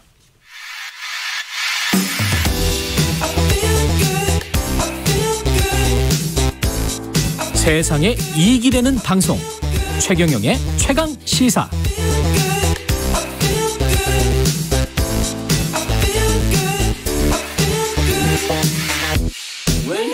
네, 윤석열 대통령 오늘 G20 정상회의 참석하고 순방 일정이 거의 마무리돼 갑니다. 지금까지 성과 과제 외교부 1차관을 문재인 정부에서 지냈죠. 최종권 연세대 교수 나와 계십니다. 안녕하세요. 예, 안녕하십니까. 예. 최종 교수님과 이 인터뷰가 끝나고 우리 최경련의 최강시사가 마무리가 되는데요. 그 다음에 바로 이어서 최경련의 이슈 오도독에서 6개월 외교 성과와 과제 관련해서 오늘 지금 못다한 이야기까지 다 하겠습니다. 그래서 그때 또 댓글 질문 많이 좀 해주시고요. 청취 많이 부탁드리겠습니다. G20 정상회의 전 세계 언론이 미중 정상회담에 집중했는데 3시간 넘게 하여간 말하고 싶은 건 다 말한 것 같습니다. 예, 사실 두 분이 서로에게 낯선 사람은 아니거든요. 예. 오바마 정부 시절에 바이든 대통령은 부통령으로, 그렇죠. 그는 또 시진핑 주석은 부주석으로서 사실 되게 오랜 시간을 같이 보냈고요. 바이든 대통령 스스로도 시 주석 되게 잘한다. 그리고 이번에 3연임에서 만났는데 예전하고 변한 것이 없더라. 이렇게 얘기를 했어요. 이제 여러 가지 이제 내용이 있지만 제가 느꼈던 것은 강대국들 아니에요. 예. 그 두 국가가 서로 리더로서 되게 엄숙하고 책임감을 갖고 서로를 대했던 것 같아요. 결국 뭐냐면 국제 정세를 책임져야 할 초강대국의 리더로서 이번 회담을 통해 우리는 역시 리더로서 책임감 있는 사람들이구나. 둘 다. 예. 그리고 서로에 대한 신뢰를 지속적으로 공개 자리에서나 여러 자리에서 얘기했다는 것은 미중 관계에 여러 현안이 있지만 외교의 언어로 보면 역시 지금 소통을 지속한다라고 하는 것, 그리고 상대방에 대한 존중. 또 한 가지 느낀 것은 좀 문학적 표현일 수도 있지만 두 사람은 매우 용기 있는 사람이다. 용기 있는 사람. 예, 왜냐하면 서로 적대적 관계로 갈 수도 있는 강대국가이지만 이를 관리하기 위한 서로 간의 소통을 지속하기로 했다는 점이 이번 사실 회담의 중요 메시지거든요. 그러니까 이 세계 여러 나라에게 우리 미중 간에는 여러 현안이 있어. 그러나 소위 레드라인을 서로 설정해 놓고 이 안에서 서로 링 안에서만 있을 거야. 그러니까 좀 너무 걱정하지 마. 우리 격투기 하지 않고 복싱만 하겠다. 뭐 서로 게임하겠다는 뜻이겠죠. 예. 경쟁할 건 경쟁하고 그렇죠. 협력할 건 협력한다고 하니까요. 예. 그래서 게임의 룰을 정하고 이 국제 정세를 안정적으로 관리하겠다는 메시지였어요. 그것은 미중 관계에 밀접한 영향이 있는 우리로서는 좀 곱씹어볼 만한 거죠. 리더의 진중함 뭐 이런 것도 보았고요. 용기가 있다라고 말씀하신 그 측면에 그런 뉘앙스가 담겨 있습니까? 두 나라의 국민 유권자가 사실은 두 나라가 갈등하는 근본적 이익에 관해서 아주 집착하고 있는 측면이 있잖아요. 대만과 관련해서도 그렇고. 그러나 원칙은 있는 거죠. 서로 간에 경쟁할 건 경쟁하고 논쟁할 건 논쟁하겠다. 논쟁할 건 논쟁하겠다. 그러나 치고받지는 않겠다. 동시에 국제적으로 소위 글로벌 이슈라고 하는 기후환경, 우크라이나 혹은 또 핵전쟁에 관한 위험 그렇죠. 등등에 대해서는 그거는 당연히 미중 간에 협력하겠다라고 하니까 이런 부분을 보면 안정적인 메시지와 관리 메시지에 상당히 중점을 둔 거고 그리고 최소한 앞으로 최소 2년 정도 미중 관계를 관리해야 되는 바이든 대통령이 그렇죠. 나 시진핑 믿어. 나 시진핑에 대해서 그는 아직 변하지 않았어. 그리고 그와 나의 관계는 매우 스트레이트 포워드해 아주 허심탄회하게 얘기할 수 있는 관계야라는 것이죠. 우리 언론도 아직 이걸 잡지 못했는데요. 어제 바이든 대통령의 그 기자회견을 보니 4가지 정도의 질문을 받았지만 매우 3시간 반 정도 회담하고 바로 우리 백악관 출입 기자들하고 대화하는 것을 보면 여전히 미중 관계 그리고 미국의 외교 정책에 대해서는 바이든 대통령이 꽉 쥐고 가겠다라는 메시지를 보낸 것을 보면 앞으로 2년은 이 관리 국면 즉 우리 언론이 얘기하듯이 이게 극단적인 분쟁 내지는 긴장 관계를 가지 않겠구나라는 좀 안도의 느낌을 받았어요. 그 안도의 느낌을 받은 그 워딩이 혹시 있습니까? 제가 보니까 제2의 콜드워는 없다. 가장 중요한 건요. 제2의 콜드워는 없다. 이게 첫 번째 질문이었어요. 사실. 제2의 냉전은 없다. 그리고 중국도 그렇게 하는 것 같지 않아. 라고 얘기했고요. 두 번째는 미국 측 발표문을 보면 조인트 워킹 그룹. 앞으로 서로 간에 실무 협의를 지속하겠다고 한 거거든요. 그리고 그것은 여러 가지 분쟁적 요소를 다루겠다라고 한 거니까. 외교가 국방이나 다른 현안보다 먼저 앞서서 양국 관계를 관리하겠다는 것이잖아요. 그런 것은 상당히 좀 좋은 것 같아요. 우리한테 갖고 있는 메시지는 어떻게 되는 거죠? 이렇게 되면? 조심해야 될 것 같아요. 뭐냐면 우리는 기본적으로 뭐 좀 더 얘기할 기회가 있겠지만 만약에 미중 관계가 너무 좋아지면 어떡하죠? 그러니까 저도 그걸 계속 지적을 했었는데 너무 좋아지면 이제까지의 스탠스가 좀 우리는 너무 지금 미중 관계가 안 좋고 긴장 관계고 그러니 미국의 모르겠습니다. 하여튼 너무 앞에 가서 깃발을 흔드는 모양새는 아닌 거거든요. 그런데 그렇게 해왔다고 보세요? 요번에 윤석열 대통령의 소위 아세안 그다음에 오늘 G20 하겠습니다마는 명확하게 드러났죠. 명확하게요. 이보다 더 명확할 수는 없죠. 소위 한국판 아태 전략이란 걸 내놓고 그리고 거기에 보편적 언어를 썼지만 그게 미국식 언어인 거고요. 즉 힘에 의한 현상 변경을 반대한다는 거. 그건 다 우리 마음속에 있는 거거든요. 그리고 국제법적으로 안 되는 건데요. 그런데 그 오디언스가 누구냐를 잘 생각해 봐야겠죠. 그거 듣는 사람이 누구냐. 그렇죠. 그리고 두 번째는 경제안보 외교를 하면서 한미일 주축으로 간다고 하는데 결국은 이게 다 기승전 한미일이 된 것 같아요. 기승전 한미일이 됐다. 예를 들어서 북핵 문제, 한반도 안정, 동북아 다 한미일 협력. 그다음에 경제안보 이슈, 한미일 협력. 이렇게 된 거거든요. 사실 세계관이 다른 사람들이 5년 동안의 외교를 책임질 권리와 권한을 가지고 있어서 전 정부 출신인 저와 동의할 필요는 없지만 그렇죠. 한반도의 안보 환경이 안 좋으니까 그렇게 간다는 거 아니에요? 그러면 한반도 안보 환경을 한미일이 관리하는 겁니까? 아니면 대한민국이 관리하는 겁니까? 한국이 관리했죠. 대한민국이 네. 관리하면 외교적인 관점에서 주변 나라와 잘 지낼 필요도 있을 뿐만 아니라 동맹을 활용하는 거 좋은데요. 두 가지 측면입니다. 하나는 확장 억제, 억제와 같은 용어를 써서 북한에 대한 경고 메시지도 좋은데 이것을 상쇄할 수 있는. 왜냐하면 이쪽으로 군사적으로만 가면 좀 불안하거든요. 그렇죠. 훈련의 횟수는 늘어드는데 왜 우리는 더 불안해집니까? 결국 뭐냐면 이 안보 환경, 불안한 환경, 그리고 군사 일변도로 가는 환경에 이거는 아니다라고 하는 평화 메시지와 상황 관리, 위기 관리 메시지가 있어야 되는데 그런 게 없고요. 두 번째는 경제안보 협력체 만든다고 했잖아요. 저는 한미일 못할 건 없겠죠. 예.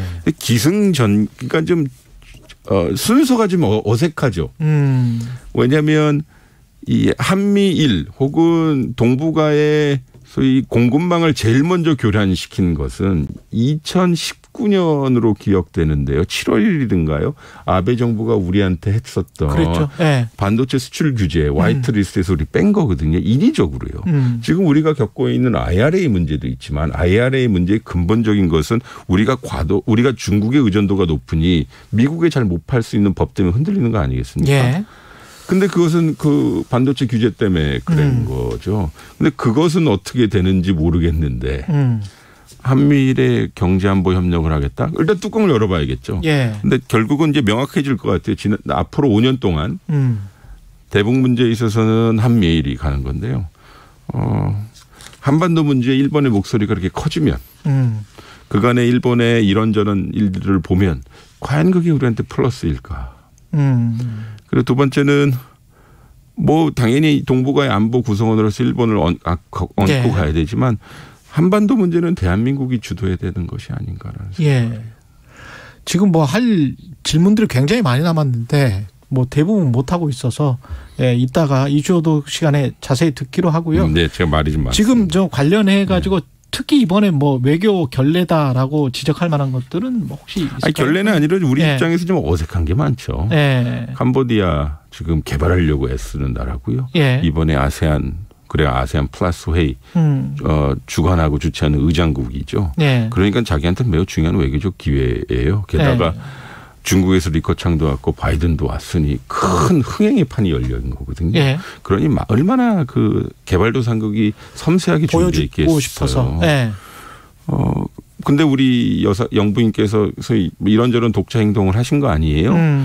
근데 일본 기시다 수상의 영부인은 거기서 다 했어요. 그러니까 그러면 그렇게 보내려고 하는 메시지가 뭐지라는 걸 우리가 느껴야 되는데. 그 나라 호스트 주최국 입장에서 봤을 때는. 왜 저러지? 그러니까 어색하죠. 저는 팔짱은 낄 수 있다고 봅니다. 그거야 큰 문제 아니라고 봅니다. 있지만, 그건 큰 문제 아닙니다. 그거는 우리가 이슈를 삼으면 안 될 거예요. 여기까지 말씀 듣겠고요.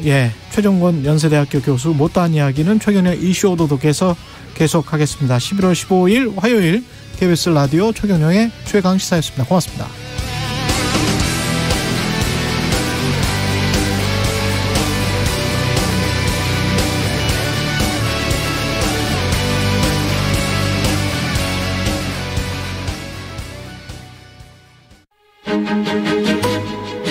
그동안 일부 유지되어 오던 실외 마스크 의무 착용이 완전히 해제됐는데요. 이제 실외 경기장과 공연장에서도 마스크를 벗을 수 있습니다. 하지만 실내 마스크 의무 착용은 계속 유지됩니다. 정부는 겨울철 코로나19와 계절 독감 동시 유행을 막기 위해 코로나19 백신 겨울철 접종 대상을 면역 저하자, 감염 취약시설, 60세 이상 고령층 등 건강 취약계층에서 18세 이상의 성인으로 확대합니다. 접종을 할 수 있는 백신도 2가 백신 한 종류에서 총 3종류로 늘어나 총 3종류 중에서 선택해서 접종할 수 있습니다. 올겨울 코로나 재유행을 막기 위해 손 씻기, 주기적인 환기와 소독 등 개인 방역 수칙을 잘 지키며